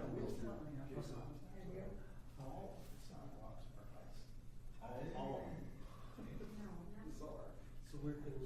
So what are you doing here? Just having the protest? No, because it's, these Who's the other things guy? happen and we're in the middle of, because we were designed like the MSJ said, really, like I was the only motor drill who launched. Yeah, you guys know that, right? Yeah, it's you and Nico. Nico was a big, came like 6 months later. Oh, did he? Jesse and Tim were. I would rather have that one. I thought he was the. Knowing over 8 hours. Yeah, he was, but he was that, he's. Correct. He's Yeah, no, they're not running that. Please stay. No. Oh, still was done, so they Okay. that's like a demo do because they're not, they're not, you know, they're not as easy. So they're kind of, just play basketball. Great. I was gonna, yeah, They don't bend it. One of these guys. wait, that's a bad one. I gotta look at me. And now we have stuff. So then I start working. So, You know, we got, yeah, we go to a live shot. Live shot. you know, it comes with all the runs. Clock, run home. And this is our There's an hour. Usually 3 or 4 nights, you know, work up. We can't have the, Oh, is that right? Over there? The paper? Yeah, you have your king. Yo, yeah, there's no race. Yeah. He's working the morning show right now because our morning They show. want to come he's been replay off house. for, yeah, he's been off for Extra hour. not it. Well, you had to figure it out. Is he out there extra? Is he in house? It's not the thing we're doing orders. He 40 said, hours, "Oh, really?" right? But he really liked. You get that a month, right? Aaron's just a nice. You know, hour here, hour there, you know, 4 hours. He was, yeah, he was a really good A hire. week, 16 hours a month. He's just such, I mean, just, 30. Yeah. he does whatever 30 fast, times. Yeah. without question. You know, 20 to, you know, Yeah. that's plenty of money. No, I mean, not, no, That's exactly. nice. He's fell behind, what he would do is he would calm the confidence. That's refreshing. You're kidding. Yeah, this, We have had such. and one of our producers, they did the ball. So from your place to our place, our place went to your place, He'd be like, 7 went to 2. you know, he would think, no, hey, I'm gonna just gonna be open. Shops in the market. It's crazy. And, It's you a know, good the thing. phone, well, twice they called me. So here I am trying to get out. You got Ricardo over for you guys. Klein When went he to gives a phone call, hey, good, back to me, and then, hey, call me again. Where's Brady? Oh, you guys will look more. And then that's his other studios too, so. Yeah, I'm gonna get some, well, actually, he was with us, and I think he was with 7. I think he was with us, and he was at 7, and now he's at 6. He was a good catch too. Fernand was a real good catch. Federal was, it's fine. He's got a great eye. I know, 2 phone calls. We, I think he was that's at this all guy's right. house, yeah. Oh, Okay.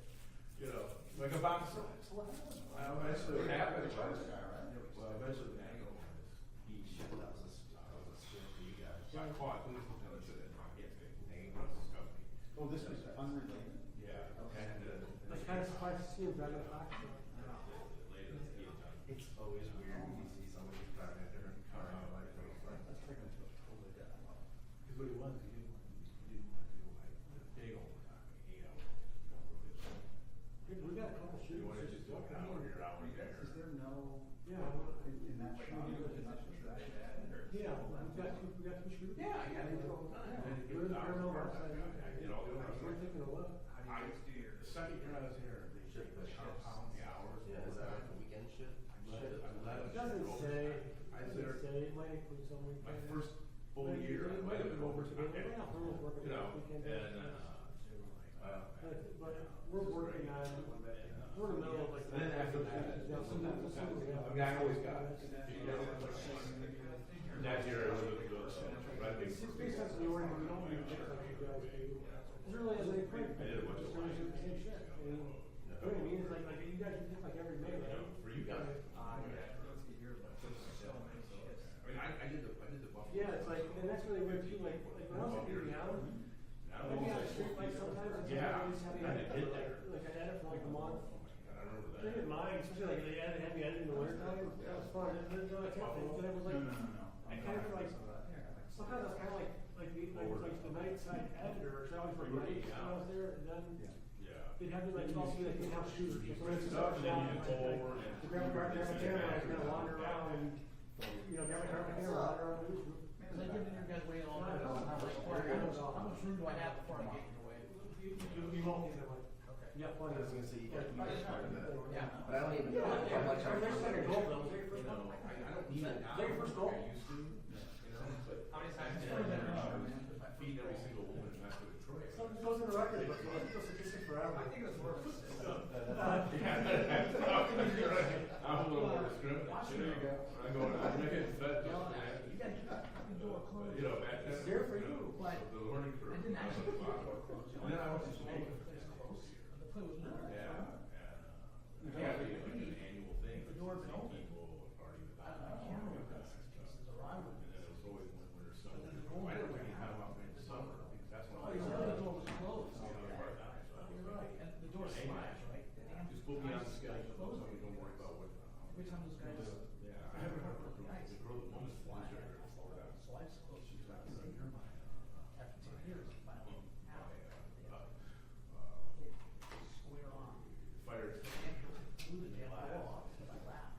Came to somebody called and said, And "This is all the you." effect of that. She goes, "You just come in." Directions funny. You got a schedule. You're just dreaming of something. Because my wife. Well, she was a drag. She was talking to town for. Oh, really? My hole is actually past the I'll net. sign up to always. So there's no way it could have gotten into the net unless the goal If you want to flag. add out. Right, right. Like I'm not throwing the net, I'm behind the net. Right. So if the goal is nothing, you lose. For a while. I watch hockey. Mike's basically making things pass. So, It was so in nice. Washington shot from down. And then they. No, it's the Brinket. Oh, yeah, the Brinket tried to clear the round before it set it around the board. You know, not that far, you know, Yeah. she. And it like did a weird bounce off the photo hole, and then I bounced off the goalie. I saw him run. Close the door out of safety. So this. You were in there? Yeah. Close the door right off the. Yeah, I had to, man. What? I said the judge. Oh. Right at 30 minutes and then drags it into the net. You gotta run outside. Yeah. So if you had closed the window previously, it would have just skidded around and not taken some. No, if I Like, the way it was closed. if I hadn't closed it, I guess it was I would've too. gone right in through Yeah, I it. won't call you. If I hit the edge of the ball and gone off in a different direction. Yeah, that gives you the That's assist. for that one. Well, I'm the last one to touch it. Just go, you got the goal then. Came down. Nice. Came down to 770 foot coin. I got my. No, it comes. Like a story. I ran into him at Meyer, everything at Meyer Christmas shopping center. And I know from Chicago, and it was funny, like, remember this party we went to at Soul Post House, and I heard about Christmas a month ago, like, you guys have one come again.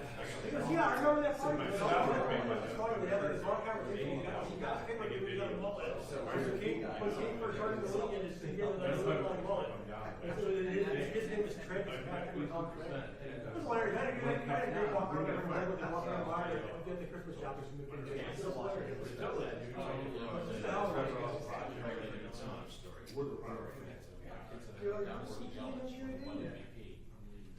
Had me 7,000 in the whole house. We're moved down to my kids were 8, 10, and 8. Sitting behind the camera. Long story short, really the game to save the game. You know, you took a single, pegged that guy out at home to catch a bear in the cracks. When they came over to the dugout, he had the ball like my youngest son. So like your king, just record point on your first ball. It was Tinker. Instead of Tinkers to Evers' chance, it was Hellish to Kratz, stuff like that. It's out of Nice. Yeah. So, I think that's my moment. Did you write that down the scoreboard? No, he has the baseball. Those kids got handed like 7 baseballs that I knew it was coming first, kept coming back. And so I got this. Oh, that's cool. Literally. Did you go with my cousin? Okay. Okay. I really don't want to hear those tell you work. So if you don't close that, we partially. Yeah. Well, that's why I got close, But he's because I saw, every time the they girl were around, that we worked because with, of where my home doing is, work, she just got fired as secretary of so state. I always She go is to still the suing the secretary of Like, state. when I can So, you know you fired for the state, right? Well, she did. Yeah, she did all this crazy stuff. She always did. Partially closed it. She What was the whole bunch of you? It's all stuff that you. First of all, we had no. She's all rowdy there. State. So, yeah. Oh, because they didn't care about the internal press box was not existing. Sitting on the track. Lift it. So it just sits on the track. I'm trying to talk to Because I her, don't she's think playing, players you know, have their hands. she don't want to work either. Right. Anytime the push comes down, the play is Yeah, he's like, I'm trying to get her. 5 feet or 6 If I do that, I would get your back. Yeah. So, but And then it's, when it's they- not very. I was split. This is my wife got paid for all this. So But I want to take care of it. That's interesting though. So until looking at anything, we're just all solid. Why were you eager to go back? Well, it was easy work, man. You did. It was But they 9 to were 5. doing You know, you didn't leave. Okay. You know, you're out there freezing cold. I'm not out there freezing No one cold. was sitting You know, there. I go through the same shit you go through. Okay. So that is Channel 4. Okay. Look, The sliding I'm doors being laid didn't off. exist. Okay. Okay. And it's because a player fell into. And then the sports guy. Totally not right on his face. We never actually got to see how the whole system wide. And I get laid A off. whole lot of study and we changed the size of the hole and the height of the holes. and put in these- Fine, you know, they call me in, but I literally would have to play around Washington. You know, they actually. Right after, right after the play. Cause they thought that somehow. After I got laid off. But And they go. they hit that thing so hard. We'll move you to full. Destroyed my camera all my face. Yeah, I was gonna realize. What's going on? She's like. Part-time guy. It might be in the, it's either in the back or in the. She's like, no, they're gonna come in here, I'll tell them, it's at 30%, don't worry about that, I'll take care of that. So you can get out some equipment, they gotta pay it out, and I'm like, yeah, you're going full time, I was like, really? You're covering the job for. Doesn't make, you know, like 3 weeks of like, I can only dedicate, cause I told her, look, I'm sorry, I'm like, I will work Saturdays, you know, and if you call me in, enough time, I'll call and say the state. So what's the deal, like, right, they're talking about the same. 13. Just keep it in case. Laid off 420 people, 419 people, but they hired them. That's how the money is figured out in the clinic. It's done. It's done through how high you're on the limits and so much money you get from the Fed to run the program. Yeah, and you have to run the program. You can't. Snyder tried to get rid of it. He's like, we don't want you to do this. And one of my bosses is the guy that does. I literally just got something. They really thought he Just was got back good. in from South. Nothing matters on They this. got it. And they were explaining the government and this guy, I don't want to say it. Yeah, so he's like, you got a video that you did it? Oh, he was like, yeah, he goes, I'm going to show him you did it. And I was like, okay, great. It doesn't go into the video. Good. Like, that video, like, how it should work. How these insurance. Well, yeah. Yeah, I didn't know that. No, but I thought that it goes into effect this year, not this January. No, the first, on this tax return. No, okay, yeah. So it was retroactive last year. So it was retroactive. Not, I don't know how that would have happened. It was a rush to out there and get the position, but they did it right when they got here, but it was a funny thing. It's gonna be tough because, I mean, yeah. They'll already be happy. So I'm just gonna have to cooperate.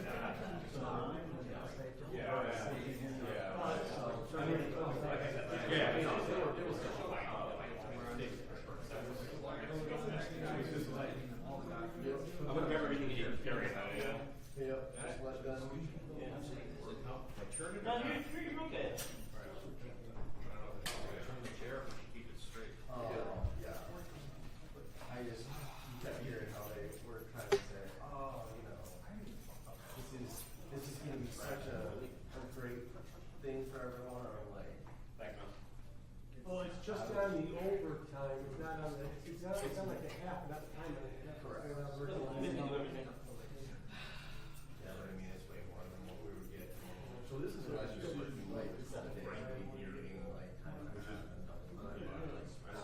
really, this is a real one. I really like it. I did this when I was 14 years, so that Actually, my tax bill paid placed better last year because They're like about a couple of excluding years it. ago, It's not like like he 7% replaced it at all. interest, where before I we mean, lived in the one house at 3.5%. yeah. You could write off the interest on your taxes. Oh, right, but that's So you could write off the mortgage interest. Yeah. Yeah, but I was actually fine with how. That's a nice way to put it, yeah. Better than my taxes, so like right off, you know, Especially not just use one, so I mean, I don't like this. push the other after a while. It comes in a package. For the trend. In my house. No. But they went around and around, and they didn't quite give everybody a chance to talk. Yeah, I've been on time. He's retired now. Really small, like 19 square foot, like the house, and we just outgrew it, so. Right. Yeah. Just like, unfortunately, he's Yeah. just so spoiled. Like, I'm convinced he could take that apart because of that. I've done stuff like that. I used to go work on cameras across the country because they didn't have an air contract. All right, man, be cool. I don't know, but like, Text me that. and it has, looking at Hopefully that helps you out, like, what, I guess, reminding you. Plus, I just depend on them so much that, you know, I don't want it to be my unending work that fails. At some point, though, you're going to charge for long enough. I just think it's I something think I ended like your house, that DJI. there wasn't anything to buy either. So when you get it, It's So getting to the if point you where were to it's pay sometimes more, flat. because I think I found out there. Definitely. But, like, it. Yeah, I mean, I think I said it to DJI, it's like, not just. I get money back, right, sell like 10, 15 years, that would be fine. Sure, I'm sure I could, because they're not allowed to sell rooms to certain, through certain avenues. Minimal time when I bought it, it was like, but then, I got been there 3 years. Nothing's good, I don't know, minimal time. I bought an acre of land. What else? When Wixom is growing, it's growing with multifamily. They may have a US-based service center or something. Yeah. It's nice, I actually don't get much of a long lake. There were other, Corner of Wixom. not too Like, much. it's straight there, it's just close to the city center, actually, so everybody's right I there. mean, They were a little bit more. We have like walk. The battery is on the green. Yeah. I got you. So it's not so. It is a good area, it's like an acre, it's very like. That's what I like, so I live in Illinois, I can buy specifically, like I had my. But that's when maybe I should get on it. Yeah, I always wanted a proper. I got. Again, no, but I want to depend on a drone remote No, battery. pretty much. There's a lot of companies that use really big oak trees and walnut trees. I'm not sure pretty much what you don't need back here. I mean, like, Half of it from my house. Maybe like in 15 years when if I want to sell maybe, because then with these oak, like multi-family development, because it'd be really worth the money at that point. Because it's so much. Yeah, the wind's coming in. And they're it's like, I'm not like, That's what I'm hoping, and then. all the then, Texas. Okay, so this is video like the last verse, so like, so I can always do that. It's like, we're on the table with the, and I showed them the whole gym to those walking. The way I'm looking at like how all these developments, how the house. Oh, Such houses are like right next to each and other. what did they get? And I would never, something that I could do. They're like, okay, so it's batteries, we've got 2 3 hours. like, nothing was coming. See what happens? Wanna do the little batteries? And I gotta go get the Frank commission to ask, you didn't even know. They're supposed to have a self-discharge shower if they're. Yeah, I'm kind of mad at it anyways, they don't wanna build. They go down like, that's why you don't use the log, you have to go down and have that. So having to tell you, I should call them right now.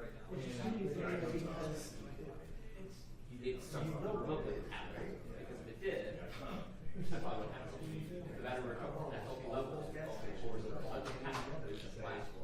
we don't want. Well, I mean, if we, well, I know, I agree, but at the point where they want to move, we're right, Yeah, right but close to the corner. if it doesn't have the surgery designed to support that, well, then I should dwindle This that. side of the road, there's no How to high top. maintain it. We have guests, we don't know where it's Why I from. like it, or He didn't know, which was like, still got a light, but he had a freak anything. Yeah. He's nervy. He was in the phone. Yeah, It's not your ACL capture, I mean, because it's. And then, they should do it for work. So it's like, if you have all this money, go to the gas across the street. No, it's not really, I mean, it's the fact that. Yeah. You can't do 3,000 feet over any. And also, yeah, Commerce or no flag, so I'll tell you what, moving nights, so gas extenders. Guess what? The guy that owns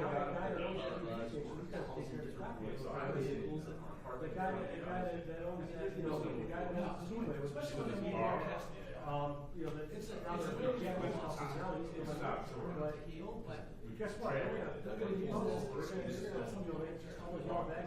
They don't need excuses or tomorrow. So they're expanding back then, because they don't wanna use stuff like that. They don't need it.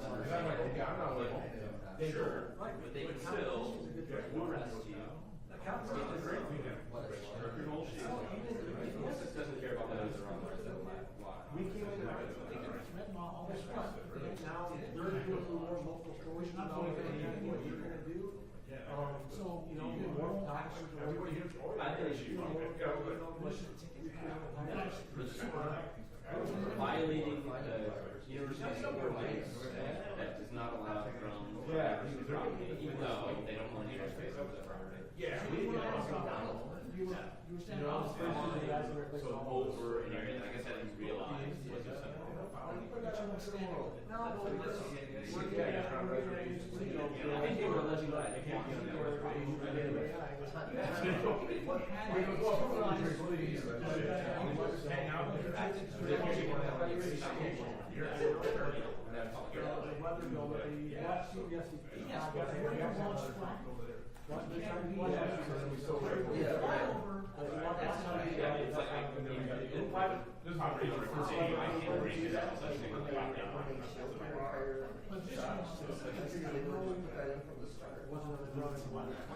Yeah, he was smart. He got me the cups. I guess I want him out. So. Oh, no, just if they're like, there's just waiting for me. Probably you and I are within another municipality, and their public university is somehow also private property. They intend purpose of, well, you tax money, but we also don't want you to step foot on our property. But it wasn't all thought out, if you sign it, that's right next to the. They shouldn't be able to do it. So you can't. They should. But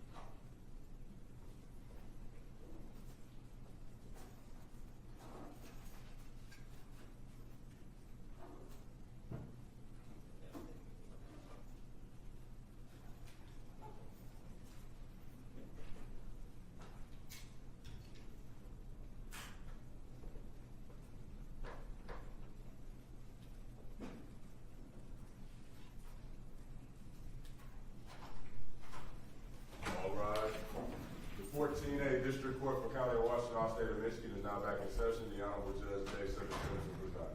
You may be seated.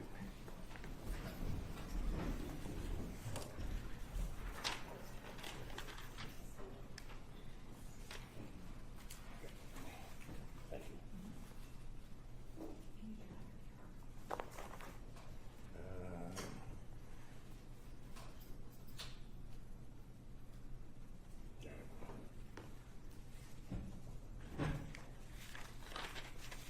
Back on the record in the case of the People versus Sherrone Moore, counsel is present as well as the defendant. And I first of all again want to thank counsel for their well thought out arguments, and most of all for answering the court's questions, which since the filing of the motion for Frank's hearing and to quash the arrest warrant have been part of this court's this extended thought process. The important thing to the request for an evidentiary hearing pursuant to Frank's is first thing to realize is that in Frank's, and the Michigan Supreme Court has made it very clear, Frank's, the requirement of an evidentiary hearing and the like based upon Frank's is the floor and not the ceiling. Michigan, I think as the people have acknowledged, allows greater leeway and discretion for courts to hold evidentiary hearings regarding issues involving a search warrant, arrest warrant, or warrants, where it is in some way demonstrated that there is either evidence which is intentionally or unintentionally, in certain respects, misleading or false, or where there is almost a reckless indifference for the truth. This case brings up sort of a different issue, but brings up the issue of an omission. What is clear from this court's perspective, at least, is that an omission in certain contexts can be more damaging, more problematic, more troublesome than what might be an intentional misrepresentation. In either way, or in any event, this court is of the belief that at every proceeding, every representation made to a court should be a full and complete representation to the court so that all the parties can receive their due process. That includes the people, it includes the defendant, and anybody else coming before the court. The defendant wishes this court to have an evidentiary hearing regarding the issues, but fundamentally it's focused around certain portions of the omissions and sort of the context, particularly as I gather from the defendant's argument, and what has been a concern of the court is the context of the relationship. People, on the other hand, don't believe that the court should hold an evidentiary hearing and that it would be an abuse of this court's discretion, which it has, the discretion anyway. But it would be an abuse of that discretion to hold an evidentiary hearing. An abuse of discretion, what is very clear from the case law, only occurs where the result of the court's decision or use of its discretion is outside of the range of reasonable outcomes. I don't believe that granting an evidentiary hearing in this case would be outside the realm of reasonable outcomes at all. And just by way of context, in looking at the swear-to by Officer Walker, what's clear, and also from the court's questioning, I think the parties realized where the court was going and should have. the initial part of that swear to is not set out by the representations of the alleged complainant in this case. It's all set out by her attorney, Ms. Sharp. Virtually every statement is a rendition of what Ms. Sharp said to the police. It isn't until a little bit later into that swear to that you get into particular statements that are made by the complainant in this case. When one looks at the Eichler case, one of the things that realize and where the defense was heading is that the context, and I read it as broadly as the defense does, that context to stalking charge, context of that relationship is critical to an assessment of that relationship and whether or not there's this harassing behavior or stalking going on. As I said, I can only imagine, but this court doesn't know, what an executive assistant to a football coach does. I don't know if phone calls or messages might be exchanged all times of the night. I don't know any of that. I can only presume that if they are the executive to effectively a CEO, the range of their responsibilities, duties, communications is vast. But again, I don't necessarily know that, but it's something certainly that the court should have been informed of during the swear to. It's gone without any rebuttal that the phone calls that were alleged, or alleged to have occurred, occurred during work hours, occurred during those times at which I guess most might think communications would occur. That the written messages, in terms of text, were admittedly employment related, at least is what's been represented to the court. I don't know why that wasn't given to the magistrate. I think that the evidentiary hearing would be necessary because there's no mention of the employment, that context given to the relationship.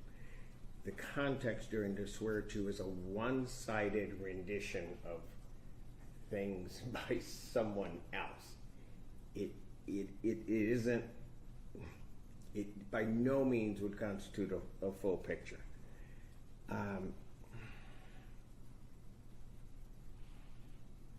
More importantly, and it may go to the defendant's argument, although they didn't place it this way, I asked what might be particularly false in their statement. That's a tough question to answer, and I appreciate the response that I got. But really, I think that the falsity really comes in the way that it was sworn out. It at worst is false and an outright lie, excuse my language in that regard, or at best it is misleading. And particularly when it talks about the 10 to 12 phone calls and text messages, there's not one mention of the fact that those to which they could determine were work related. There's not a mention of it. That is a huge, in this court's perspective, that's a huge omission. Because immediately afterwards, again, there's like a statement from the complainant about these 12 calls, making them seem as though they are somehow related to some type of harassing behavior because there's nothing on the other side to say what it may be. And then the immediate statement afterwards is a text message that came after the incidents are later on the 10th, after the issue regarding the complainant's home.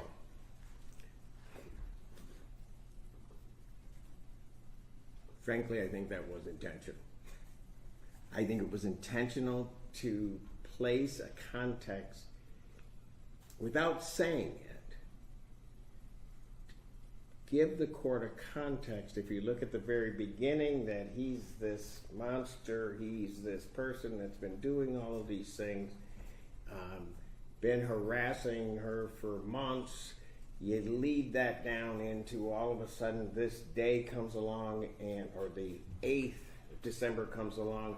There are these 10 to 12 phone calls, which one might presume would be a continuation of the harassment, but we now know are not any type of harassment. And then the December 10th incident. I don't believe a lot of times in coincidence. I don't believe that things happen all the time by accident. I agree. I think that that was an intentional misdirection to the court in terms of what this should look like. That doesn't mean that I would end up any place different than where the magistrate was, but the magistrate was owed the benefit of having all of that information prior to making that decision. It is in this court's mind a glaring omission to leave out or frame this relationship only in one way. That doesn't mean that it doesn't intertwine itself between the personal and the professional. It doesn't mean a lot of things, but this was not solely this personal relationship, and the magistrate should have been able to look at that and determine what it would be. That you can tell right on the surface. I would suspect as you dig deeper, there would be other issues that aren't painted in their full context in terms of what happened. So for those reasons, the court, in exercising its discretion, is going to grant the motion for an evidentiary hearing in this case, to be held. And counsel, I'm going to have a couple of questions for you. One is in regard to availability, and I would indicate to the parties that I would like to hold the PCC date if possible. So I'm looking at getting to this in quick fashion. The other issue I would have, or question that I would have in setting a date, is what witnesses you would anticipate calling, and I'll start with the defense. Do you have one moment, Judge? You may.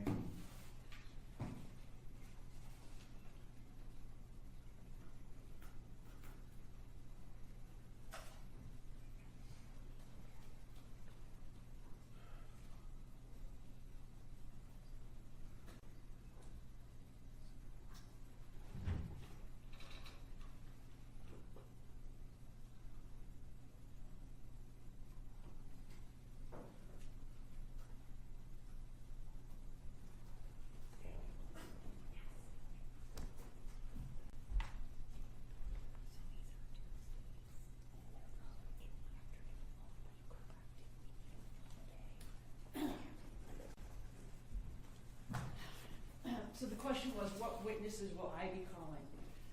So it would be the government's burden of going forward to show that this was done properly.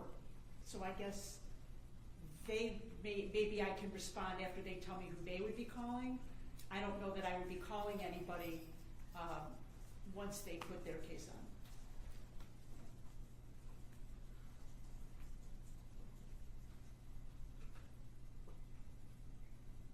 Really doesn't matter to me who goes first, because I'm going to get to where I'm going to get to. Sure. Do you have what witnesses you would anticipate calling? Understanding, and both parties just need to understand, I think I made it clear as to where my reservations and concerns are. And you folks are gonna know those witnesses that would be able to clear it up the best for the court. So, I mean, off the top of my head, Your Honor, I think the court, I would imagine, would want to need to hear from Detective Welker, Yeah. from, I would imagine, the victim, and from Ms. Sharp. Whether I should present to the court anybody other than those three is something I would, I guess, ask for a little bit of time to think about. Those seem the obvious ones, Your Honor. understood. And if the court, I mean, I get it's my burden and my presentation, but I am mindful of the court's thought process, continue to be appreciative of the court's candor. If there are witnesses that the court would like to hear from, I would consider it my obligation to bring those to Your Honor. Well, let me ask this, were there officers that were part of the interrogation process or the questioning of the victim in this case? There were a couple, yes, Judge. That were, so, and the only reason I say those is because Detective Welker presumably would have received that information from them, or at least that's a possibility. Some of it, yes. Okay. Yes. So I think the officers that may have interviewed the victim in the case. There's at Would- least two more that I can think of that off the Okay. top of my head. I have one moment of Sure.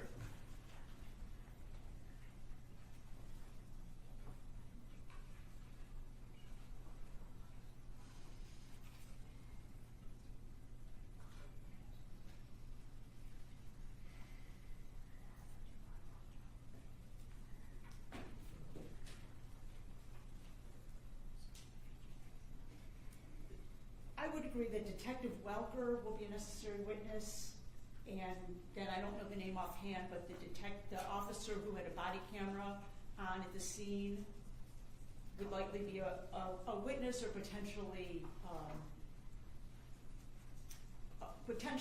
for purposes of impeachment if necessary.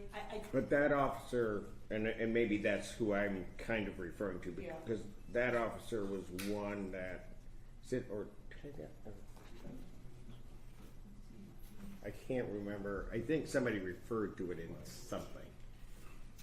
That Escobar Laworca, who was the original respondent Right. officer. That's So it. that I would think would be for sure. Yeah. There were a multitude of other officers that came and went Okay. from that apartment, all of whom had body worn camera. Some asked additional questions, some asked mostly repeated questions. There was one officer who did a follow-up phone interview, whose name is escaping me right now, Peterson, and that is a recorded follow-up phone call, Patterson, with the victim. So those are two for sure. If you're Okay. looking to hear from and see body cam of interactions with the victim, so Escobar, Laworca, and Patterson. If counsel or court would like all of those who responded, who had body worn camera, there's duplicated effort there, but I don't know. Well, the court would have to see body worn camera. As long as there's an admission as to its foundation, I don't know that we're necessarily going to need the officer there per se. I mean, Yes, we can talk about that. That's probably, we can probably stipulate to the foundation of those body worn cameras. There was the initial officer who talked to the complainant, and then later on, maybe a half hour later, there was a follow-up interview on site. I'm not sure if it was the same officer or not, but we'll make sure we figure out which body cams are relevant. okay. Anybody else you can think of? That's all I can think of. All right.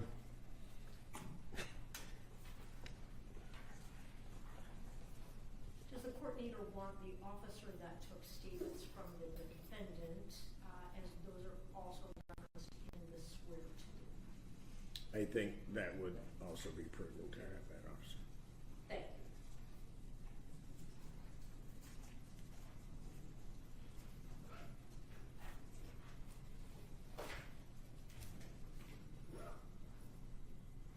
Suggestion, council and I can communicate about hoped for, anticipated, expected witnesses.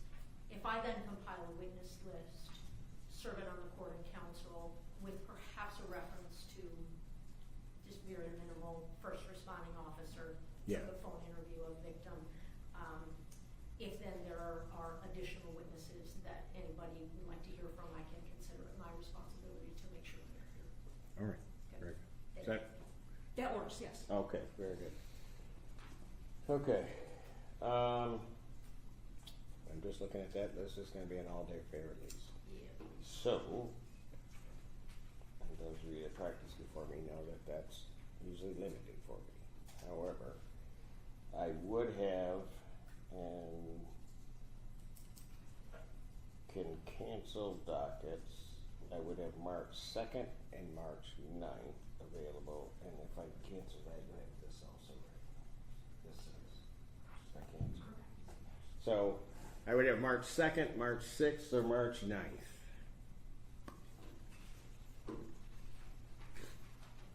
Currently have a murder trial set to begin March 9th, might be resolved in the process of doing that. So in light of the 9th currently being occupied, the 2nd is the best bet. Okay. Followed by the 6th, followed by, in the moment, not the 9th, but they may all wind up being good from my perspective. Got it. Thank you. I prefer the 2nd, March 2nd. I'm available that day. Okay. It's not Groundhog Day, so I'll be good. March 2nd, 9 a.m. Okay. And we'll set the evidentiary hearing in this matter for March 2nd, 2026, 9 a.m. Counsel for the defendant will prepare an order consistent with the court's ruling today.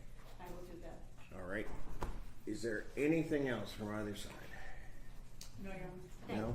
No? One question I did have, I know that at our probable cause conference, there were issues regarding documents from the University of Michigan. You had indicated that you may ask the court for a subpoena.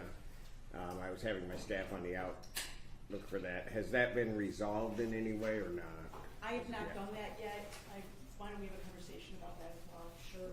All right. Why don't you guys talk about it? Just it's one of those things on my checklist that wasn't checked off. So. Right. All right, folks. Thank you very much. Thank you. Bond will continue. Court stands in recess. All right.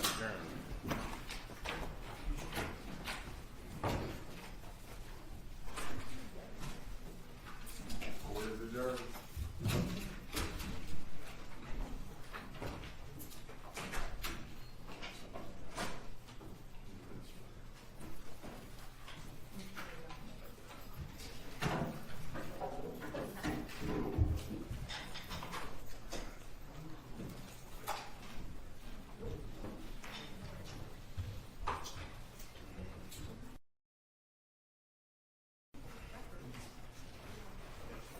Thank you.